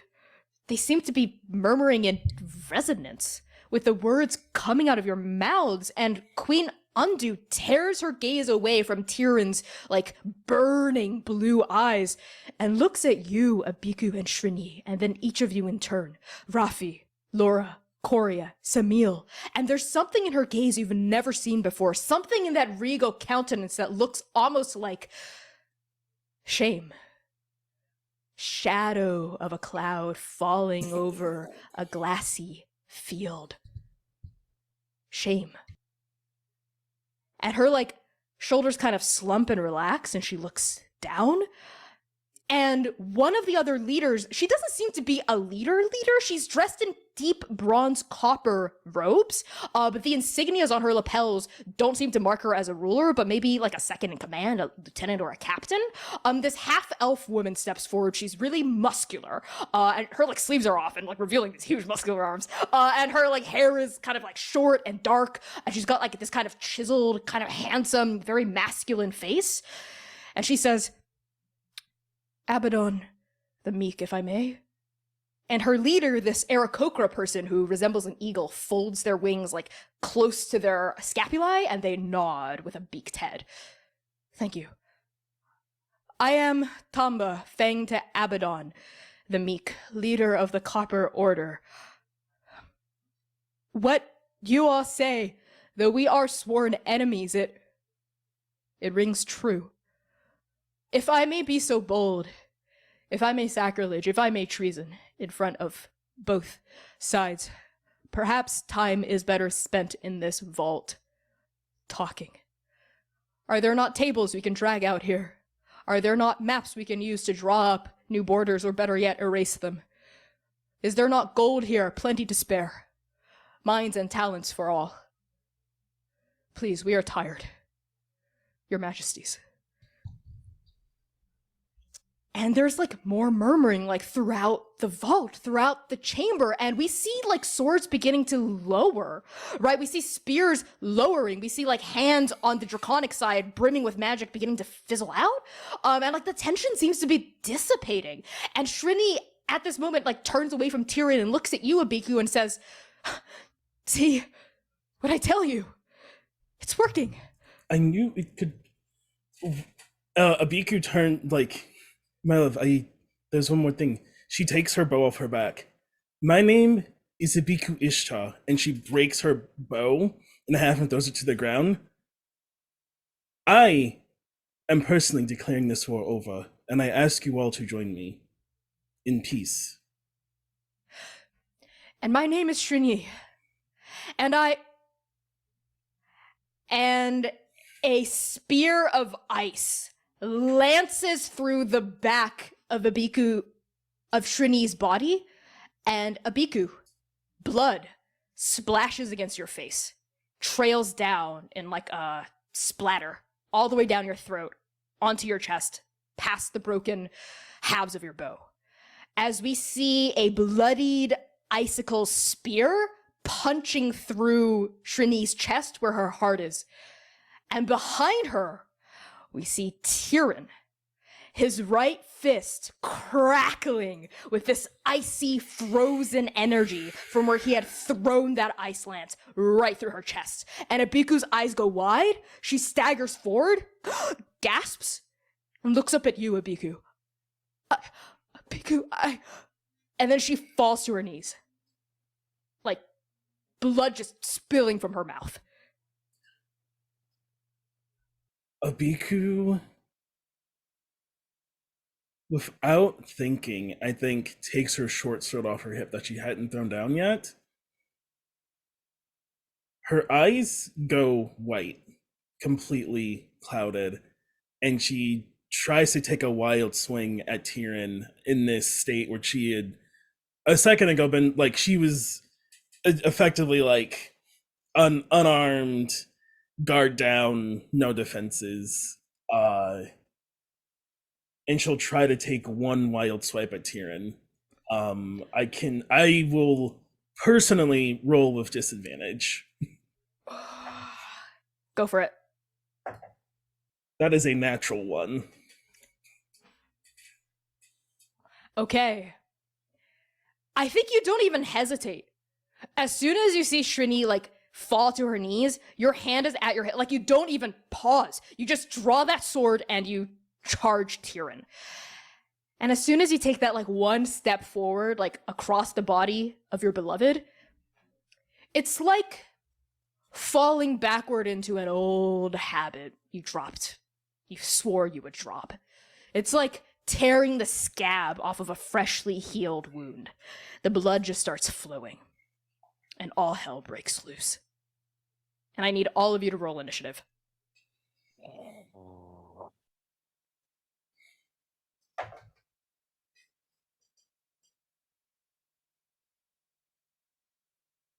All right. Samil, what'd you get? 3. Off to a great start. Laura? 19. 19. Okay. Korea? 10. 10. Rafi? 17. 17. Abiku? I am here to avenge my beloved. I got a 23. 23. Okay. First to go, yeah, as chaos descends. It's like as soon as you took that swipe, everyone just like raised their weapons again and just charged. Right? The two sides just immediately charged each other like your conversation didn't even happen. Like they're just clashing, they're falling back into this old pattern. Blood starts flying. Screams start ripping through the hall. Abiku Ishtar, what do you do? I will try and hit Tyrion again with my short sword. Okay, yeah.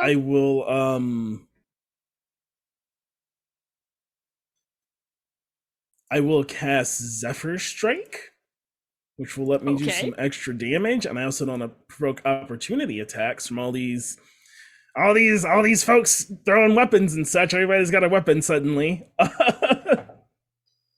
Let's see. Probably not. That's What was that? Was that an 11? 11, yeah.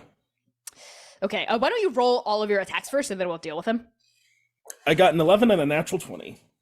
Oh, okay. So for the 11, you can choose to hit anyway, but Tyrion will hit you back, Yeah, guaranteed. absolutely, 100%. Okay, and let's roll damage for that first, and then deal with a nat 20 in a second. Rolling damage. 5. Oh, 5. plus I forgot I rolled a d8 too for the Zephyr Strike. 10. Okay, 10 total. Yep, 10 total. Okay, 10 total of slashing. So as you just cleave down at Tyrion, are you just like slashing wildly with like no care for where you're hitting him? I am slashing wildly and screaming, "You monster, you are nothing but hate and spite, and I will make sure that one day this soil runs red with your blood." For all that talk of peace earlier, I like this side of you better. And I'm gonna, before you get the nat 20, I'm gonna deal the consequences of the nat Please, 1. absolutely. Abiku, make me a con save. I have a +1 to con saves. 8. Oh, okay. You take 30 points of piercing damage Sick. and 15 points of cold. Would a For a plus total of 5 help you 45. take less? For a total, no, absolutely. I got a 7. You said Okay. 15 cold? Yes. I resist. Oh, resistant? So I 7. resist cold damage, and I have another trick up my sleeve as Abiku alive, where I can reduce it by a d12 plus 1, 6 more. I will take 1 cold damage. Okay, so that's 31 total. Yes. As you just feel something hard and cold and sharp punch through your own chest. As Tyrion raises his hand, and he seems to have recalled that like ice spear that he had sent through Shrinese and had speared you through it as well. And it comes out through, but it misses your heart. I think it slips past your ribcage, and there's like a small hole that's just bleeding, like leeching blood down your front now as he grabs it in his fist, and he's smiling like he's completely alive. Like this is where he belongs. Is it through me and he's holding it? Yeah. Yes. I want to pull myself onto it more for that nat 20 to stab him. Okay, go for it. So how we deal with nat 20s is, Abiku, you can take max damage and roll again, or roll double dice and pick a narrative boon. I will take maximum damage because I was going Go for to it. add a thing to this. That will be, let me do math. 12.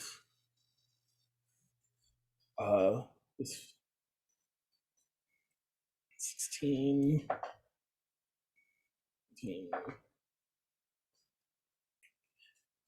22 piercing damage. As I just like Okay. pull myself on and start like stabbing into his like shoulder. Yeah, you're like stabbing him with your short sword, just and like blood is flowing, but he, like with every stab, he seems to be becoming more alive as you like drag yourself forward on his ice spear, right? Like we see your blood mixed with Shrinee's blood, just like slipping and sliding its way down that like length of frost, and he's saying, yes, yeah, that's more like it, isn't it? What was it, Lieutenant Ishtar? You masquerade as a champion of peace, but this is who you really are. And just blank stare, these like clouded eyes staring back at him. Yeah, as you continue to stab at him. And at the end of your turn, Abiku, you hear a pitiful cry on the ground behind you. As you hear Xunyi, like her mouth, throat full of blood, trying to call out your name. Abiku. Abiku. When I hear her, because I had not moved, I would like to, as soon as I hear, I think there's like this brief moment where like my eyes uncloud, and I like push off and I just run over to her. Okay, you're gonna take a little bit of damage from, I think, just like. Oh yeah, pulling yourself absolutely. off of the icicles Please, here? please do, please. I Okay, did that to let's see. myself. Oh, that's not so bad. 11 points of piercing as you just It's not so like you bad. slide yourself off of this like fucking kebab, and you turn and you run back to Xunyi, like you like fall to your knees presumably from where she's lying, and she's Yes. looking up at you, and like the light in her eyes is starting to fade, and we see that like that huge hole in her chest, like her entire top half is red. It wasn't red before, it's completely red now. And there's like a crimson puddle, like spreading across these perfectly, immaculately white marble flagstones of the floor. And she's reaching up with like a trembling, shaking hand, trying to cup the side of your cheek. Abiku. Abiku. Xunyi, where is, I need a healer? Box. The box. What- And she's like finger pointed at the lacquered box that Samil had handed her. That's a couple feet away. It had fallen from her grip when she was stabbed. I'll reach for it. You can give it to, I'll like pull over. When we are done, I will open it. I could give you some of me. And she like gestures to her clothes. I've never done it. There has to be something we can do. Open it. Abiku, can you open the box? Okay. She opens it. And you see that beautiful bow that Samil had made. It's got like a draconic wing that looks similar to like Shrini's wings when she's in like her full draconic form.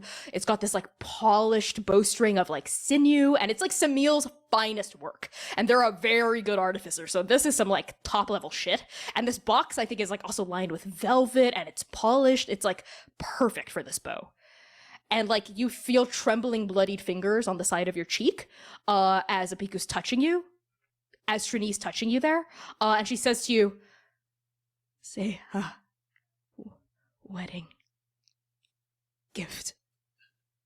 I have one for you too. And she takes out the sparrow.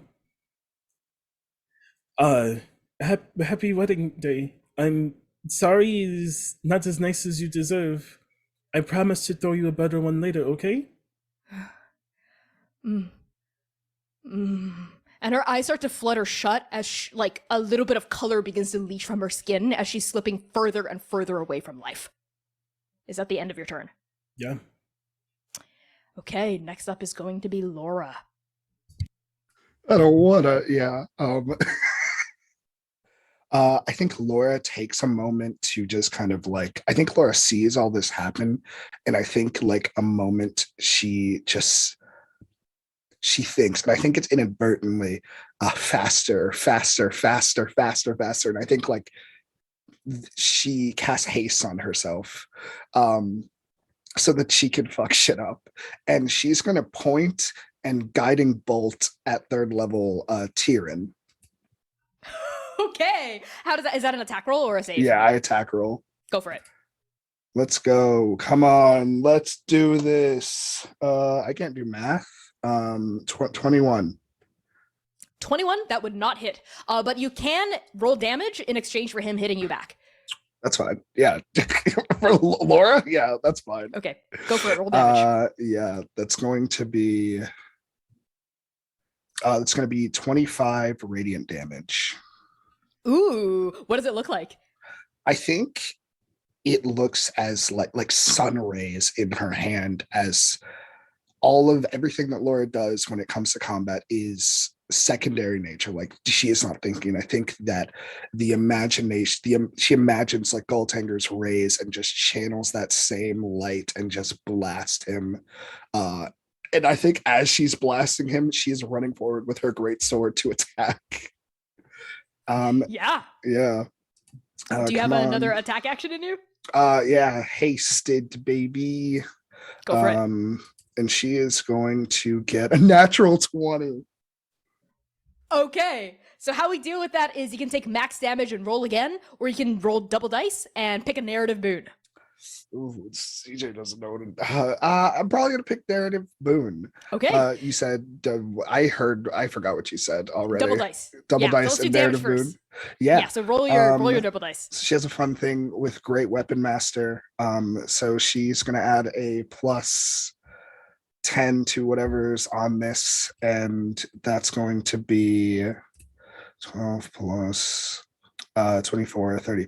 That's going to be 30, no, 1, 2, 34 points of slashing damage. Oh, she's Okay. smiting. She is smiting. I'm a silly little guy. Go for it. I forgot about that. Bonus action. I'm just gonna roll the damage.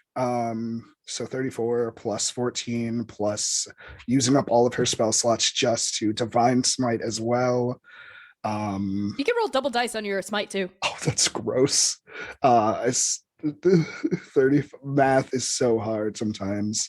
So that was 34 plus, I think I just said 13. So that's 46. We're just saying numbers. 46 total? Okay. No, I was adding, sorry. 46 Oh, plus 46 8. on top of that. Okay. 46 plus 8.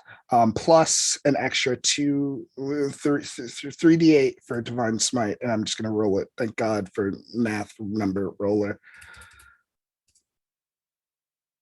Plus 19. So 19 plus 8 is like 27. So 27 plus 48 is 27 plus Five? 48. 27 plus 48. 75. 75. Fucking 75. Yeah. So Laura just, and whatever attack is coming, I think she just kind of takes this, and I think that's what allows her to get this natural 20. Yeah. So, Laura, as you charge at Tyrion, like you throw out that blast at first, that gets his attention.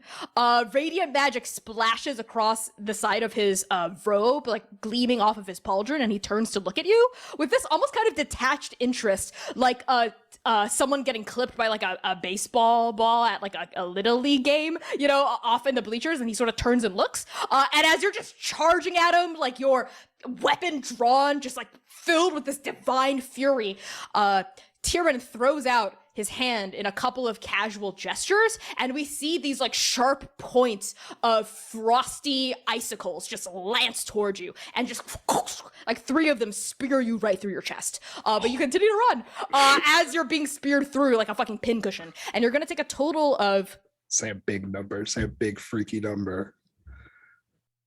97 points of damage. That is That's a split- big freaky number. That's a split Connie between number, piercing baby. and cold. Do you have any resistance to dear. piercing or cold? I have no resistance to anything. So that's 97. Okay, yeah. From these 3 spears, just go ahead. Laura is at, and I think this feels so appropriate. Laura's at 7 health with that. I think like all of these spears just kind of go through her, and I think there's this. She doesn't feel it.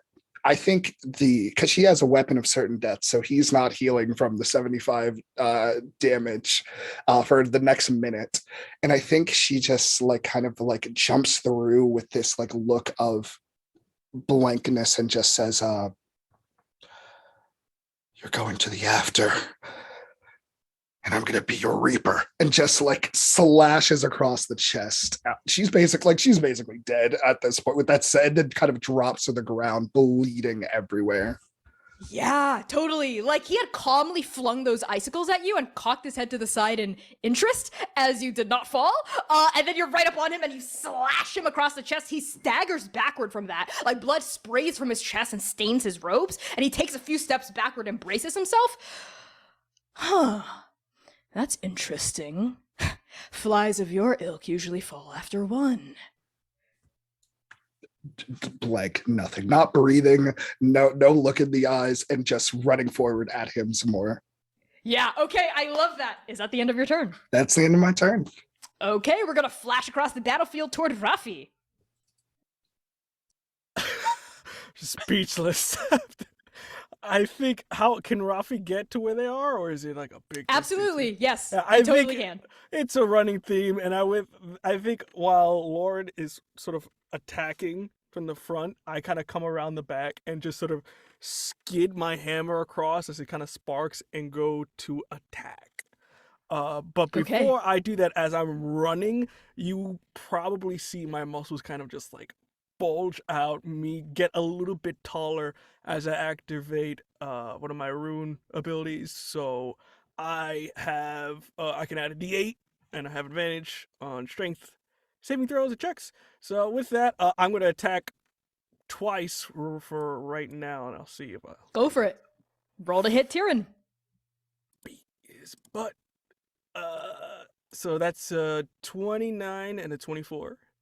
The 29 would hit, the 24 would not. Would you like to Alright. roll damage on the 24 anyway and I get hit think back? okay, yeah, I'll do that, and then I'm probably after surge after. So Okay, me... go for it. So I'll do this. That's that it. Oh god, that was low. And then a D8. So that is, I know. Oh my god, no dice, no. I do 9 points of bludgeoning damage. Sounds And I good. kind of go across there. And then, do I have to wait, or can I action surge? Yeah, is that 9 total with 2 attacks? Oh, well, you said the other one didn't hit. You said, right? It can hit if you want. If he gets to take an Oh. attack against, like, if he gets to hit you back. You know what? Let's do it. Let's do it. Okay, yeah. Be So roll better. damage for the other attack too. Be better. Okay, that's better. That's better. That's better. Let's see. What was it? Yeah. So, do you want it in total? Yeah, total. All right, math. That's 6. Doing math in my head. Sorry, math go bad. It's 27 in total. Okay, yeah, that's more like it. 27 points of damage. So what does that look like as you're smashing him with your hammer? You see it sort of skid across as it sort of sparks up and just hits him in the back. One side on his Oh, rib, yeah. and then just another oof, on the other side there. With mathematical precision, exactly at like the angle and like the fortitude to like crack those ribs open like you've been taught. And that gets his attention too. He actually turns to look at you away from Laura, who's still bull rushing him on the other side. And before I resolve his response against you, why don't you roll your second attack? Okay. Your action surge, I assume. Yes. Double check. Is that 1 or 2 actions for this here? If I'm action surging, because I can extra attack twice. I'm not sure if it's that 1. So you'll or get 2. an extra, you'll get 2 attacks again. Okay. Boop, boop. No, 12 and the 20. 30, 20. So neither of those would hit, but same devil's bargain. You can roll damage on both if he gets to hit you back again. I'm gonna do it on the 1 because I know 1 Okay. needs to come back. So I'm gonna do it on 1 here, and then also, I get to activate my fire rune, which is that when I hit a creature, these fiery shackles are gonna come around. They're gonna take an extra 2d6 of fire damage, and they gotta succeed on a saving throw or be restrained for a minute. Okay, sounds good. What's the DC? The DC, if I'm not mistaken, is going to be 16.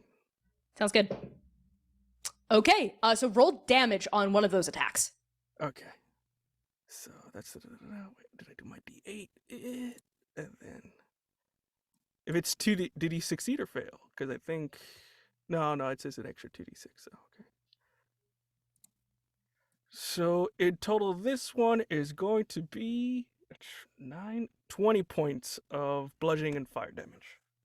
Okay, so what does it look like as fiery shackles like erupt out of the ether and bind themselves around Tyrion? I think what you see is he does another swing again, this time trying to aim for the head, but kind of slightly misses, going for the shoulder. And then after that, you just see him just shove his pommel of his hammer into the ground as you see just it kind of almost like a lava crack its way up and then grabs him and begins to restrain both his arms, dragging him down. Yeah, it works. Shackles go around both his arms and drag him down, and we see like fiery smoke erupt upward from his wrists as Tyrion takes knees, like he takes to his knees and goes down. As you like smash him like on the head with the hammer and like bring him down, so he's almost like kneeling and crouching in front of you.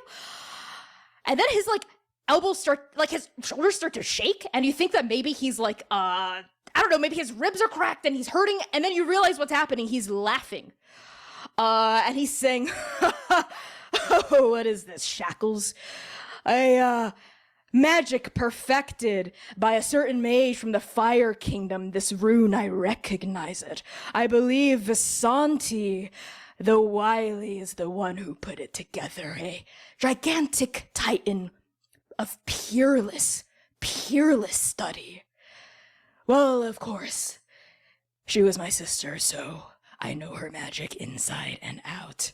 And he raises his head, and Rafi, you're gonna take a cool 82 points of piercing damage as horns erupt from Tyrion's head, like two huge antlers, and they spear you right through your chest. You, I think, rise up into the air, and I need you to make a dexterity saving throw. Got it. And is that 82 like already halved or no? Because I get to resistance on the piercing. Oh, so then that's 41. Okay. So, and then you said dex, right? Dex save. Correct. Oh, God. Oh, boy. I got a 15? Ooh, okay. Yeah. You sort of fly through the air as he basically spears you, like, and throws you, like, away. You fly through the air, you see just color, blood, magic whirling in this cavalcade of chaos all around you, and then you smash against a pillar, and the pillar crumbles and cracks behind you, and you start to slump to the ground, and I think you're gonna take a little bit of bludgeoning damage, because that dex save wasn't quite enough to cut it. You're gonna take an additional 42 points of bludgeoning damage from just getting thrown against that pillar. Do you also have resistance to that? Yeah, blood, all the basics of bludgeoning, piercing, and then. So 21 points of bludgeoning total as you like slide down to the ground, and you're also like out of range now, like definitely not within melee. As we all see Tyrion begin to shift, which is of course an ability that only like mages at the pinnacle of their power can unlock, and he starts to bulge upward, like his throat elongates. We see these like brilliantly white tufts of alabaster fur brim up from his throat as his antlers slick with Rafi's blood. He sort of flicks it to one side, and we see the blood fly off his antlers and splash against the floor. And he gets bigger, and continues to grow. And Rafi, is that the end of your turn? Yep, that's all I could do. Sounds good. Wonderful. Let's go to Korea. All right. So Corey's gonna take in Abiku holding her beloved. She's gonna take in Rafi, blood just everywhere. And that cautious optimism that was lighting her eyes earlier during her plea, it's gonna leave her eyes. Her expression will go vacant, and they're gonna mutter just, "What's the point?" And raise her axe, just like her mother used to, just like her brother used to, and charge. Tyrion, I'm assuming? Yeah. Tyrion is like half transformed now, not fully at the height of his power yet, but he is definitely at least huge. So make your attack rolls. Okay.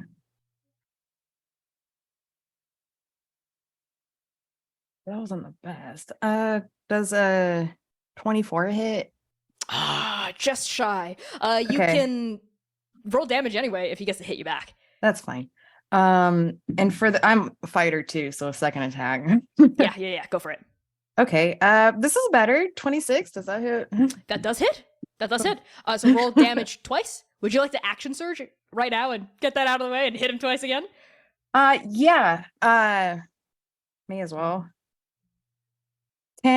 If I action surge, can I do a third hit and then like do something else? Yeah, absolutely. Okay, totally. Cool. Ooh. Okay. Well, the third hit's 21. Would you like to roll damage anyway, or just take 2 hits? I'll just take 2 hits. Okay, sounds good. So he'll hit you back once. So roll damage for 2 hits. Okay.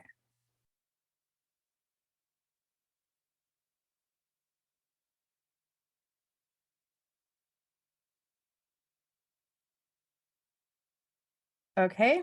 That's 18. I rolled low. No worries. Okay. So what's the other thing you wanted to do as you like start to slash at his scaled, feathered, clawed form?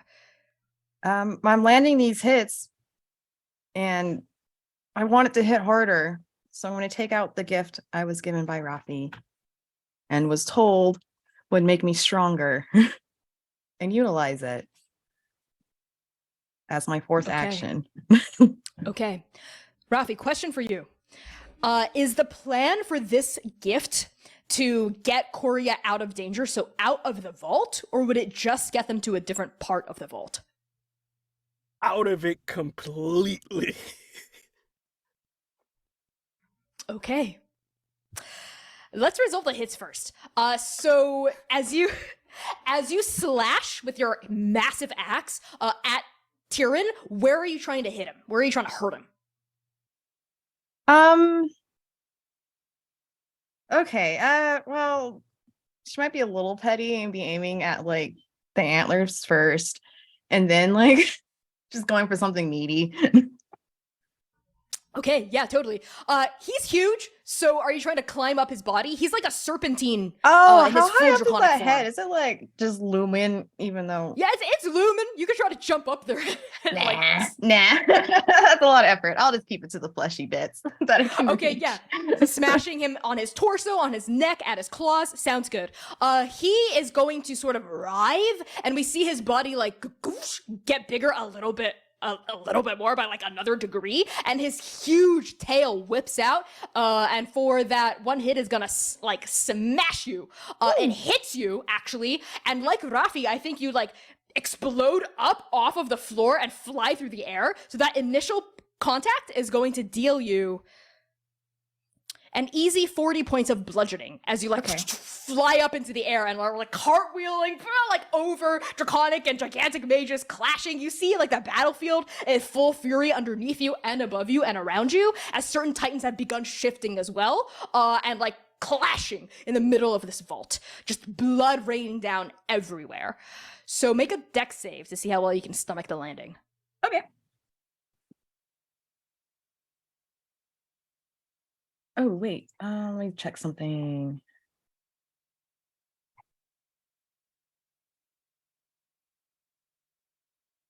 So my total was 22, but I have Indomitable. Oh, how does that work? You can roll a saving throw that I fail if I fail it. Sounds good. Okay. So does it treat it? I'm sorry. Can you repeat that? I've never dealt with Indomitable before. So does it treat like a success even though you fail? You can re-roll a saving throw that you fail, but you must use the new roll. You can use this one time per long rest. Got it. So how I do saves are not black and white. They're on a graded scale. So with your 20-something, that is a mixed success. So you try to roll again to get a full success. You're still going to take a consequence though. Or you can just take it. Shoot. I'll just take this. Sounds good. Okay. So with the mixed success, I think what that means is you won't take any damage from flying through the air and like hitting the ground, but the sigil in your hand cracks against a wall as you smash against it, just as you like slap down on it, and like a broken light beams upward and you disappear. It's just a flash of like bright radiance, and you reappear next to Rafi. Still in the vault, still in the fight, both of you bloodied and crumpled, like next to a shattered pillar next to each other. Tyrion on like the other side of this vault at this point. Is that the end of your turn? Bonus action. Just is this supposed to happen? At least we fight side by side. There was a scared look of, oh my god, oh my god, oh my god, that's not what was supposed to happen on Rafi's face. Yep, that's the end of her turn. Okay, and we're gonna cut across the chaos to find Samil. How do you follow all of that? Okay. Samil is going to try and help against their better judgment. They're not really a fighter. It's not what they're good at, but you know, fuck this guy. So, so let's do this thing.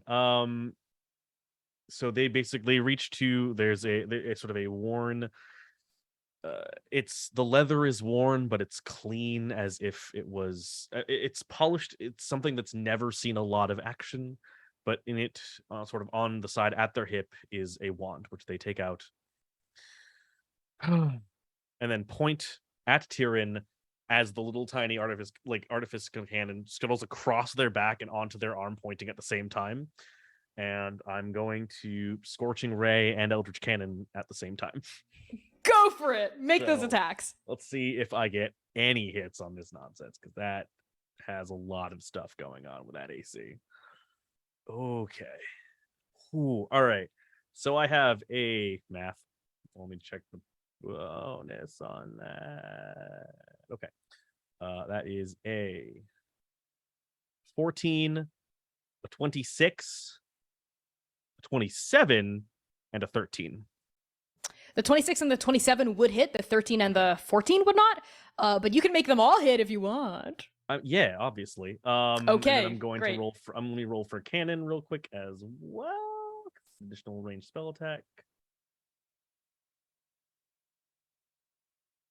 Nat 20, 29. Both would hit. Okay. Okay, let's deal with all the hits first before we resolve the nat 20. So that's 5 hits, one of which is the Eldritch Cannon, right? It's. Sorry, no, it was only one Eldritch Cannon attack, so it's 3 hits with the cannon involved. Got it. So roll your damage for the regular hits first. Cool, let's do that. Is 2 hits. Let's do that. So 4d8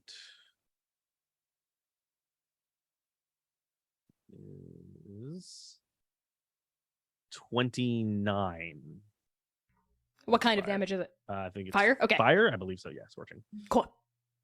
And for the nat 20, you can choose max damage and roll again, or a double dice and pick a narrative boon. I will do double dice in the narrative boon. Sounds good. Let's roll double dice first. Okay, so that is how many fucking God, I haven't played an artifice for a hot minute. 3d8, so 68. Okay.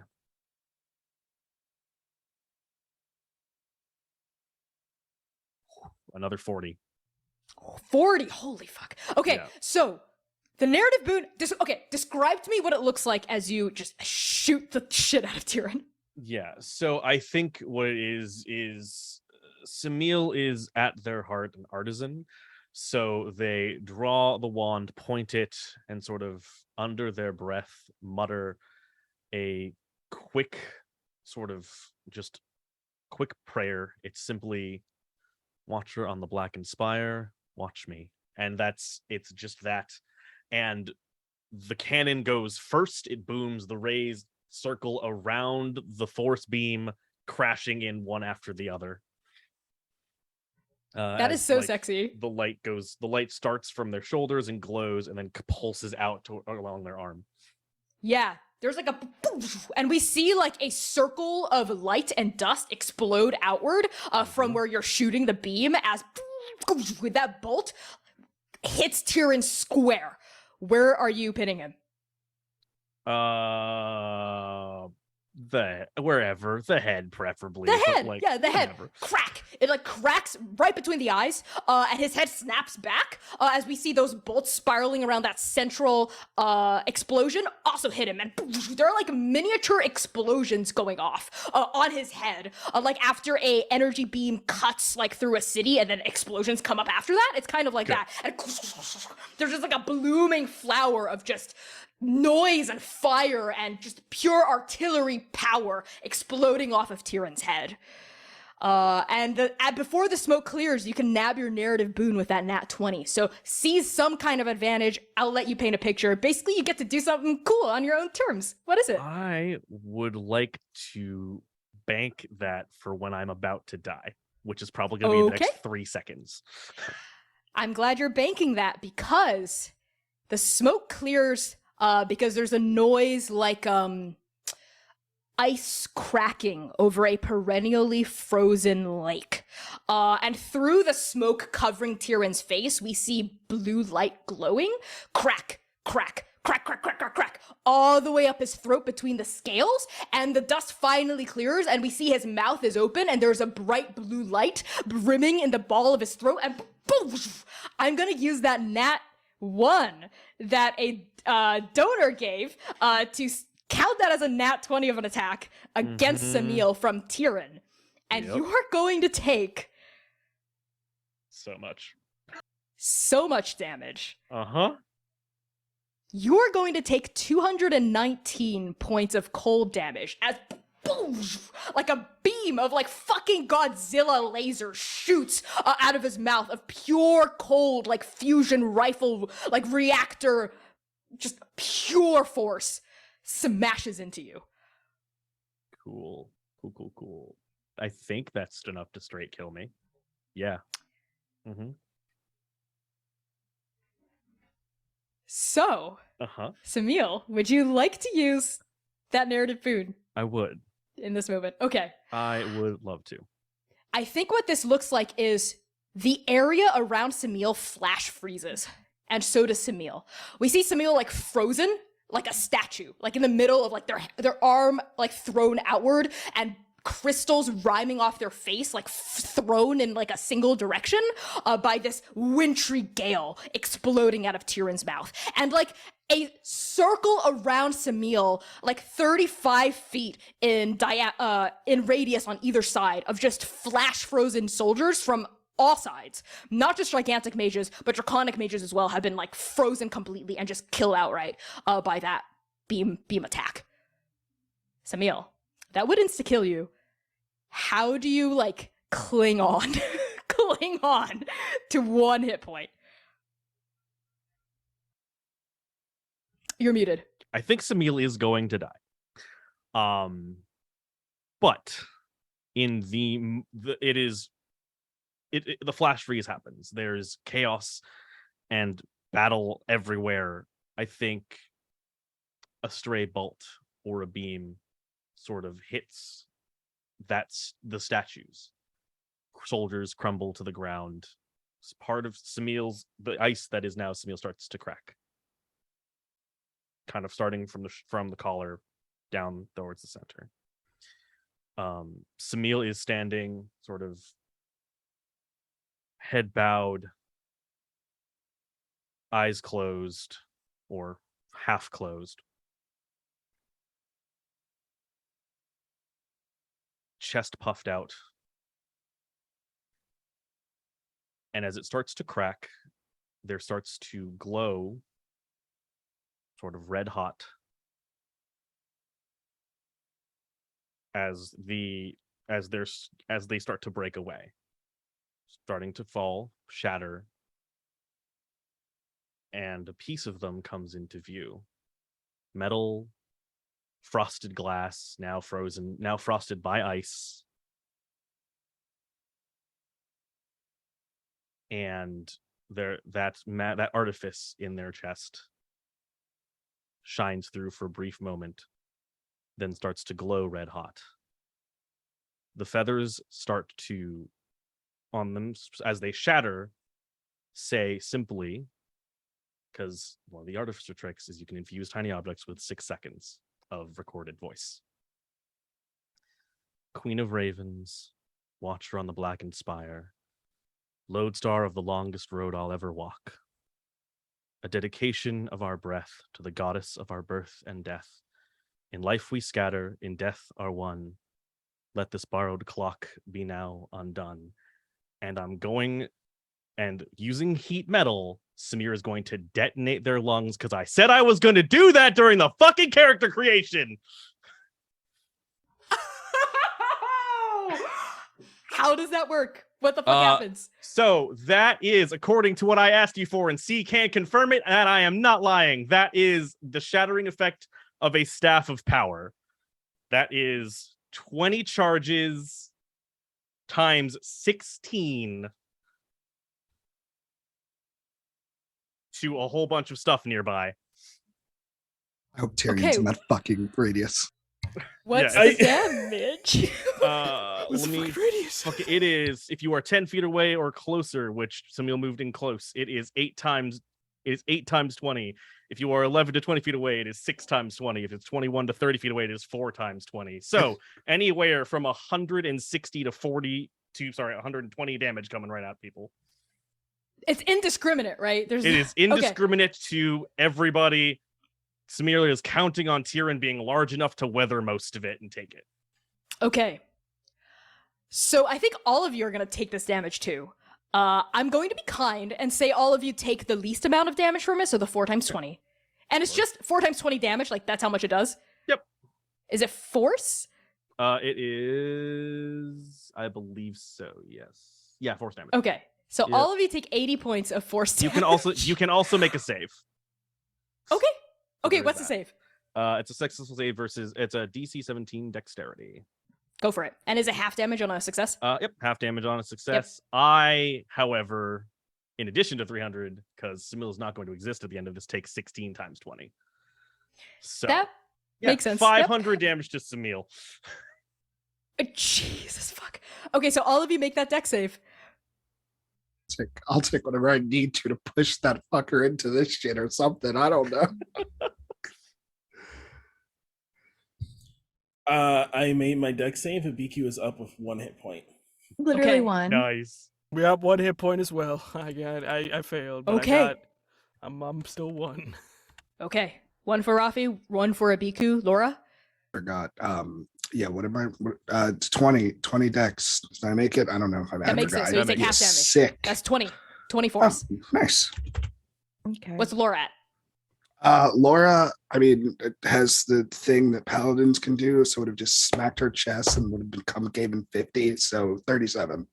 Got 37? Okay, cool. Damn. And Korea? 19 total. Okay. Okay, the team is struggling, but we're still standing. And Samil, Tyrion is right there, so he takes the brunt of the damage. And how much is the most damage? Most damage was 8 times 20, so 160. Okay. I think this is what happens next. Samil, you explode. Yeah. Tell me what it looks like.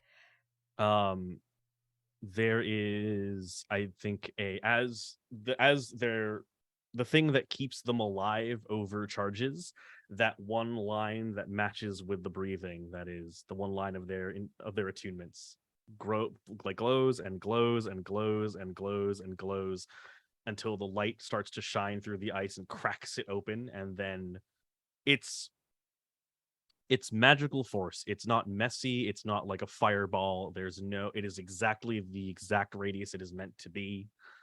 And as it goes out, once the dust settles, as this sort of force explodes outwards, the only thing left of Samil is dust falling to the floor and light as it starts to glow and then dim and dim and dim and fall. As the dust clears, we see that we don't see the massive draconic form of Tyrion anywhere. In fact, we see a humanoid shape, a human man, sort of slumped against a wall.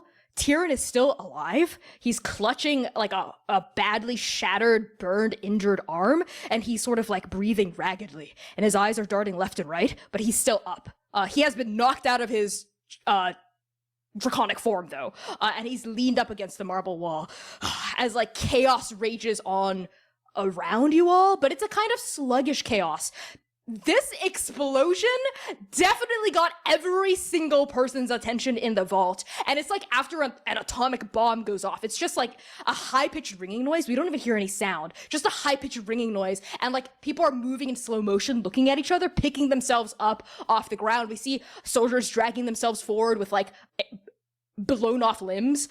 We see like just a radius of pure ash and dust from where Samil was. Like there's no life, no pillars, not even like just a scorched marble flagstone, no objects, nothing, just like a circle of death.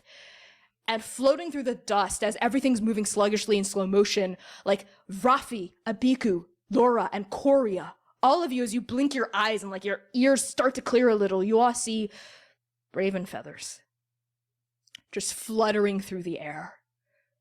Raven feathers fluttering through the air. Raven feathers fluttering through the air. And a voice.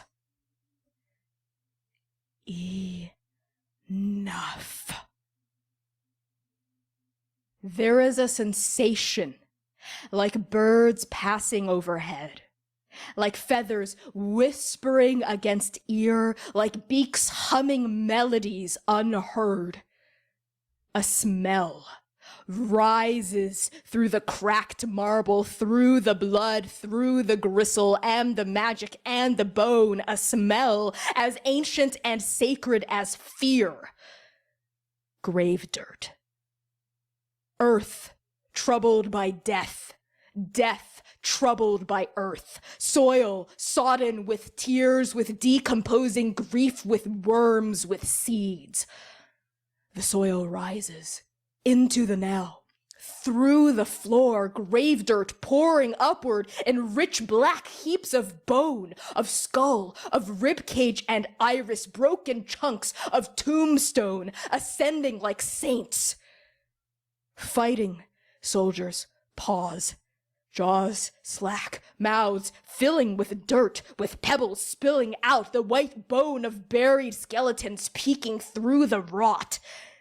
The sound of ravens cawing, crows swooping, feathers rustling fills the vault, and a shadow falls, massive, translucent, long like the light of a forgotten star.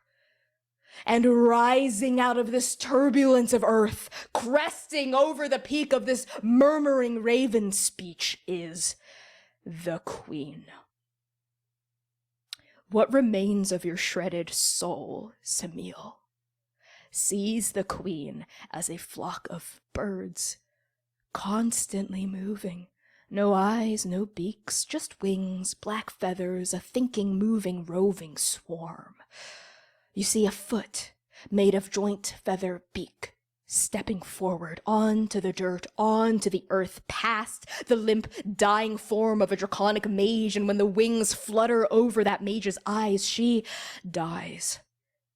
And her last breath rattles from pale lips, and her soul is reaped. Raphael and Coria, you see her as a reaper. A tall, hooded wraith, a mass of shadows, a grim scythe gleaming on her back. She walks with a rattle of bones, a hiss of tongue, darkness trailing off the hem of her robes like smoke on water. Laura, you see her as a woman. Long-haired, her skin dark and pale, pale and dark, eyes the color of a collapsed star. Her hair is feathers. Feathers are her hair, long leaves of shadow rippling down her chest. Where her hair touches the ground, a shadow shaped like a bird takes flight. She is dressed in her hair, in her tenebrous cloak, in her wings, in her feathers. And Abiku, you see her as a friend. And the Raven Queen, for the first time since the now, the after, and the beyond were created, arrives in the realms. And where she steps, the beyond bleeds into the now, and the ethereal plane shudders, and birds sing, and death lies silent. And the queen says, in the voice of a whispered tomb, enough.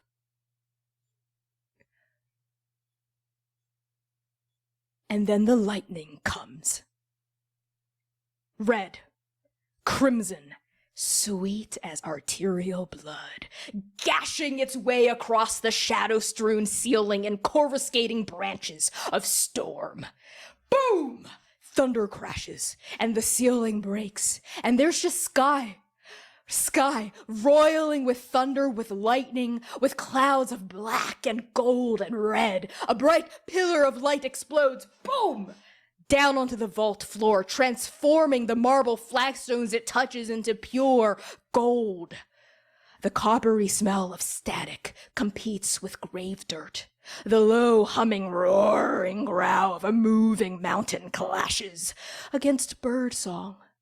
The walls of the vault shimmer, gemstones erupt in showers of ember. Somewhere, somehow, a war drum beats. Ba-boom, ba-boom.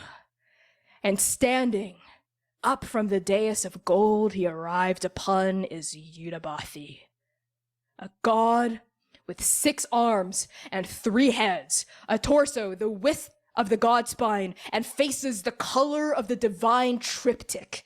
An orc, an elf, a dwarf, a tiefling, a human, an Aarakocra, a changeling, a triton, a tabaxi, a loxodon, a half-elf, a veldican, a gnome, a centaur, a halfling.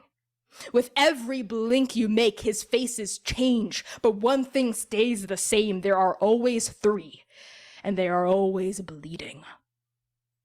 And in each of his 6 hands he holds a different object: a sword, a bow, a shield, a gauntlet, an axe, a saw. Lightning, red and black and gold, sparks off his many shoulders, his many mouths, his many roving, looking, seething eyes. And in a triple-layered tongue he speaks. Sister, you violate the edict. You trespass against my domain. I am rage. Sister, I am mountain. I am war. This is not your dominion.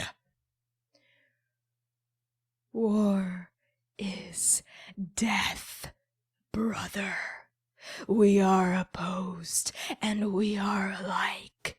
We are different, and we are the same. A flash of amalgamating reality. A mountain made of wings, a tombstone carved from lightning, and then... We should have never let it get this far.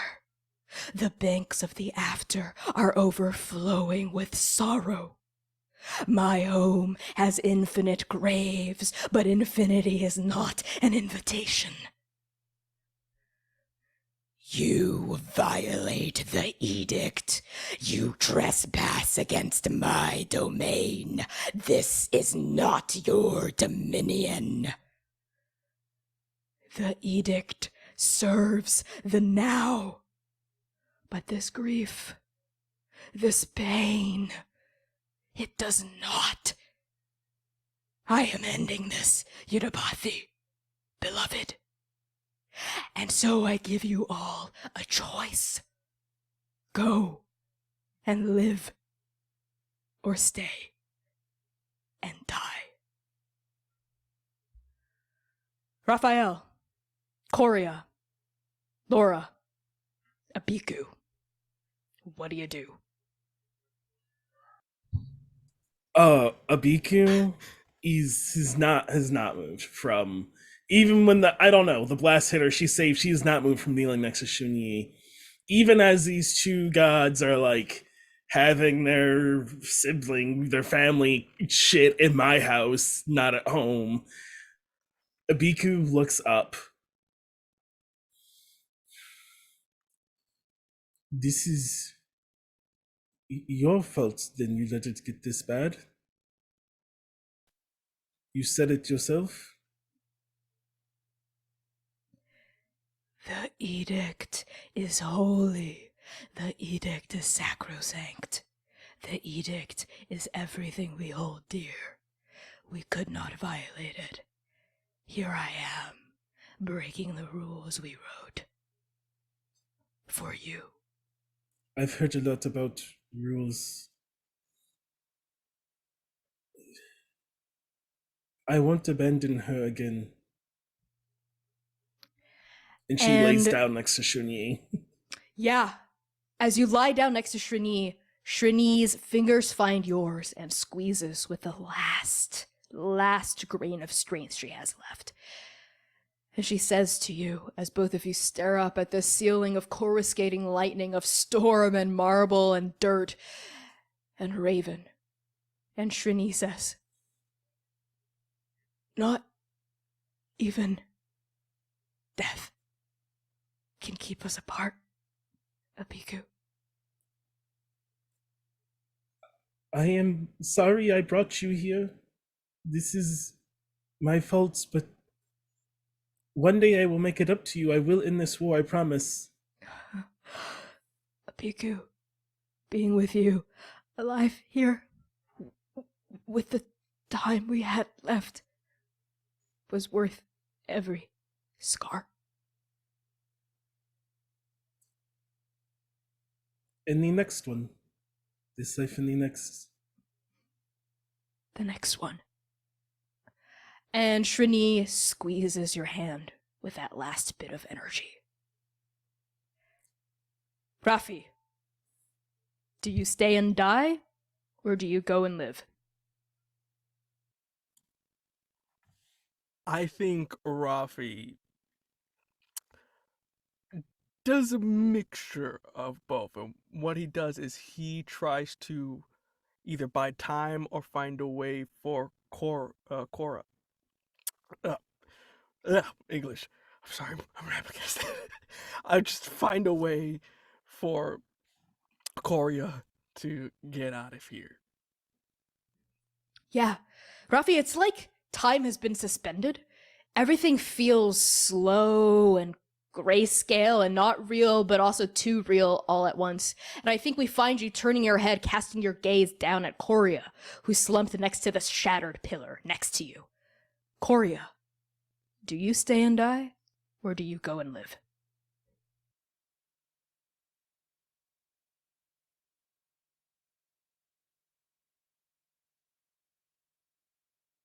You're muted. They would look up at Rafi with this desolate expression on her face and ask, "What's the point? All everyone does is die. You I think Rafi looks down, again, very strained because he's at 1 HP. He's got 4. It kind of very strained going, that's their choice. It was never yours. We are the past. You are the future. And it is yours, not theirs, as he sort of points to the gods. It is your decision to make, not theirs.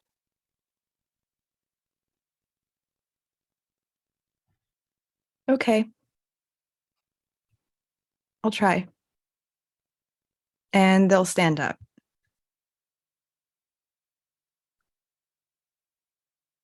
And try to put Rafi's arms over her shoulders, even though he's just dripping with blood.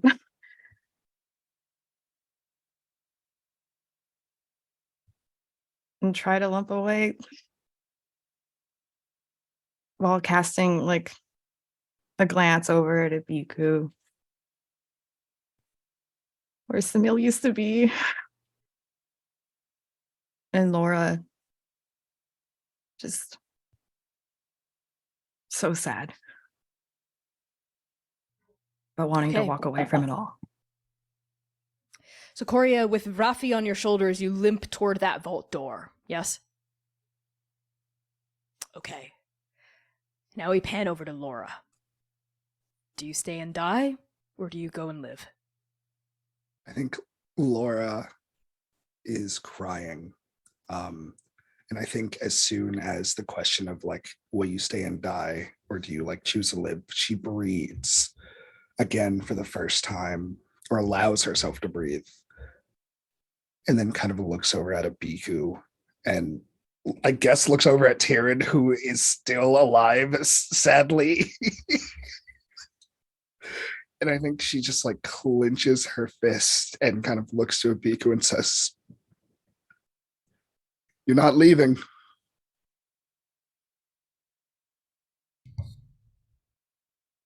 Do not make me do this, Laura.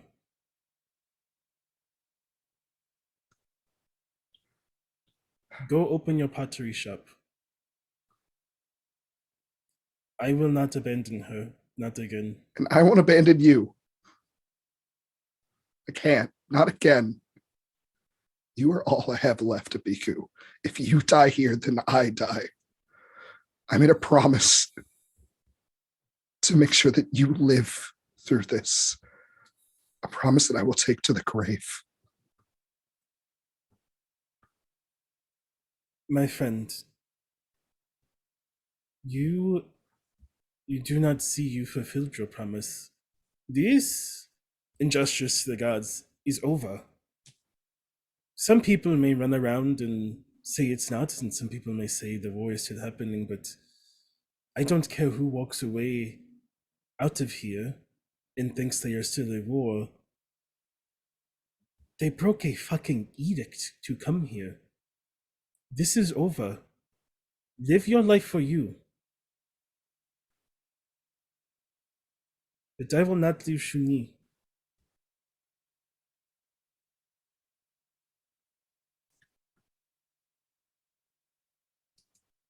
And I think Laura walks over to Xunyi and kind of like takes a knee, and just kind of knowing that it is fruitless, just pours the last bit of magic that she can to kind of ease the pain. I also promised you that I would take care of her.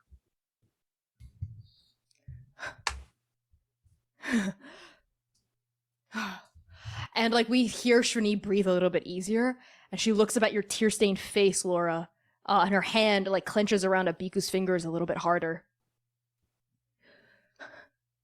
All is forgiven, Laura. I'm not leaving Abiku. Abiku's not leaving me. This is where we belong. This is our story.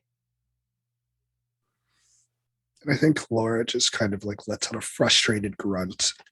Why do you Ishtars keep leaving me?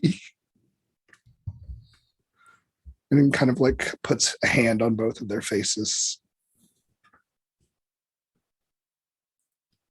Abiku will put a hand back.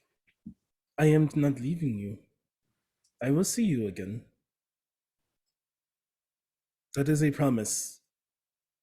And I do not break my promises.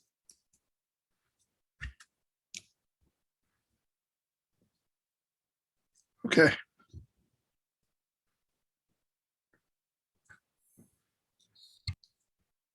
And I think Laura puts all of her weapons down and just begins to walk out. And I think says to Tyrion, "Know that if you live after today for what you did here, I will chase your soul into the after and beyond, in this life, the next, and whatever pitiful life you manage to live, in whatever pitiful universe allows your soul to keep existing." And then spits. Oh, Tyrion is also amongst the exodus of Titans who are strong enough to pick themselves up and leave through the circular vault door. And he's at the threshold when you say that to him. He looks down at the spit on the ground, looks up at you, and his like entire body is trembling with weakness. Like, y'all have hurt him real bad. And he has literally like 1 foot out the door, right? Like 1 foot is literally out the door. He looks at you and he says, "Mark my words, Laura, I will hunt you down and kill you in this life if it's the last thing I do." Try it.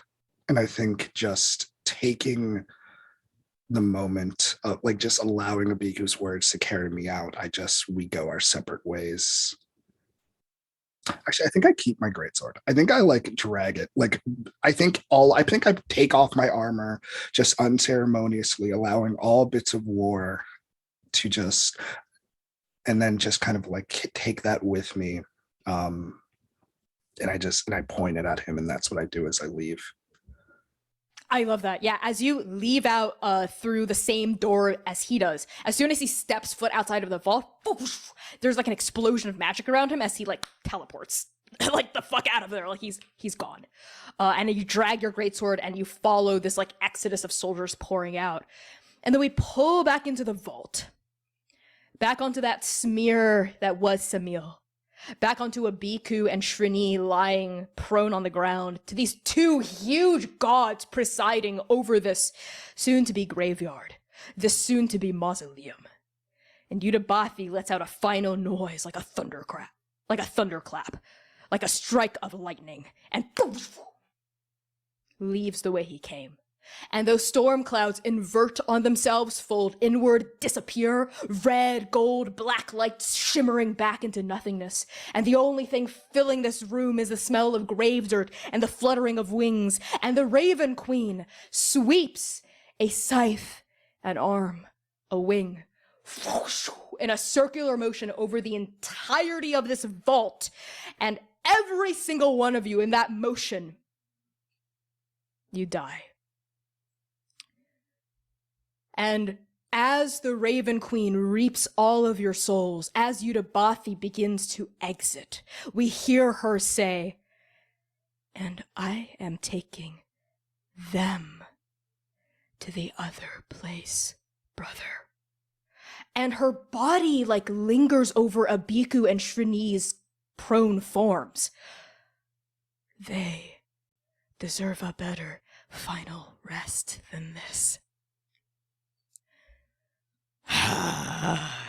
You think Gorgon or Rathan believe differently than me?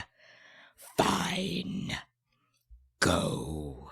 Just leave my dominion be and the edict intact. And so it shall be. And we pull to black. And when we pull back up, past the crumbled remains of the smoldering iron citadel, out underneath the great starlit light of the darkness, across this frozen lake that is Nitbuza's teardrop, we find Rafi, Koria, and trailing far behind, Laura. You're alive. You're alone. And the war is finally over. And all that's been our session. So thank you so much, everyone, for tuning in to Death Do Us Part. I've been your GM and creative producer, Connie. My pronouns are they, he, and she. You can find me all across the internet at @ByConnieChong, on Twitter and wherever you do your things, TikTok included. I'm going to pass along introductions. Let's see, up and over to Zeffy. I'm traumatized. But yeah, it's me, Zeffy. You can find me on Twitter, YouTube under Zeffy. And in much more cheerful circumstances. I like to keep it chill. Holy smoly. Thank you so much, Connie, for that, and everyone here, by the way. Like, thank you. I'm gonna just have to sit for a bit after this. Take it all in. Oh my gosh, someone else talk. I'm still reeling. Go for it, Chris. Can't make me do this. You can't. Hi, everyone. Out of that depressing vat of events, I'm Chris Cologne. You can find me on Twitter at VO_Cologne, that's COLON. I'm a voice actor, TTRPG performer, and whatnot. I'm going to have my own show soon as well with a bunch of lovely people that are on this show, including CJ here, C, Humna, all those lovely people, the Mystic Initiative, so you can check that stuff out when it gets released over on my Twitter. Awesome. Let's go over to Austin. What the fuck? Hi everyone, I'm Austin. My pronouns are he, they, she. You can find me over on Twitter at SalesCanals, at SCT Austin. I'm a professional game designer, writer, performer, and friend. When I'm not doing that, you can find me on my podcast, Secret Histories Nerd Mysteries, the Secret Histories Nerd Mysteries, wherever you get podcasts. I'm all over the place. I'm on this channel, I'm on other channels. My Twitter's the best way to know what I'm up to. What the fuck? That's it for me, sports fans. All right, let's go over to John, who is currently dead. Hey, I'm back. Hello. So I am John Andor Ryamasa, RY0MASA on Twitter. I played the Stardust, formerly known as Smeel, today, and also you can find me soon on Star Wars Dogfight, which is a Empire versus Rebels Star Wars fighter game. I'm also going to specifically be hunting down Chris after this one because we're both on opposite sides. But also you can also check out the actual play I am currently casting for. It's called Dark Age Guiding Light. It's a Destiny 2 universe game starring somebody. I'm going to announce it now. I'm in charge of this. I can choose. Our one singular main confirmed cast, because I was going to get them on it, is Austin.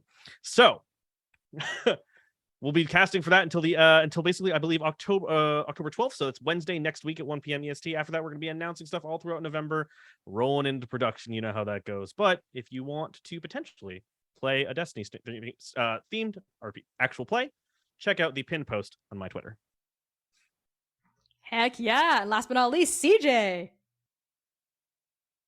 There we go. It's muted. Hi, everyone. How the fuck did we live? Who knows? Who cares? That is so different than what I thought. I am CJ, or better known as Scholastic Dragon. That is scholastic like the book fair, dragon like the mythical creature, but drop the O on dragon. One word, all lowercase. If you don't know what the Scholastic Book Fair is, I can't help you. If you like what I do, you can follow me on Twitter. That's usually the easiest one. If you love me and Austin together, go watch us on The Strix. Follow that on Twitter at The Strix U. And if you think, wow, I wonder what CJ's like as a GM, I have an AP coming out on my podcast, Blurred of Mouth Pod. You can follow that easily. It's called Woeful Revelry, and it's a sad game of three sad people in a fucked up carnival circus with me torturing them for like 3 episodes. Comes out October 17th. Come watch it. That sounds beautiful and very on brand. So everyone, thank you so much for tuning in. This has been such an incredible experience. Thank you to everyone who donated to make that pain even more painful. So yeah, our next Shoot Your One Shot episode is going to be next Tuesday. That's going to be October 11th at 7:30 p.m. US Eastern Time right here on twitch.tv Transplanar RPG as usual. That's going to be a Voska backstory one shot, which I'm really excited about too. If you like grief and gaze, you've come to the right place, baby. We have some special bonus scenes for Arc 6 coming out this Saturday, premiering on our YouTube channel at 8 p.m. US Eastern Time, which is usually when we stream. We're taking a break before we premiere Arc 7, so enjoy the bonus scenes that all of you have unlocked with your generous donations, including a special Dr. Oka scene, as well as an Adam Lilith scene. Oh, what's that about? So tune into the premiere of that on our YouTube channel this Saturday, and I think that's it. We're going to be rating someone really awesome right now, no doubt. We are rating Exquisite Corpse Presents. Use the raid message in chat. We love you all so much, and Spisho.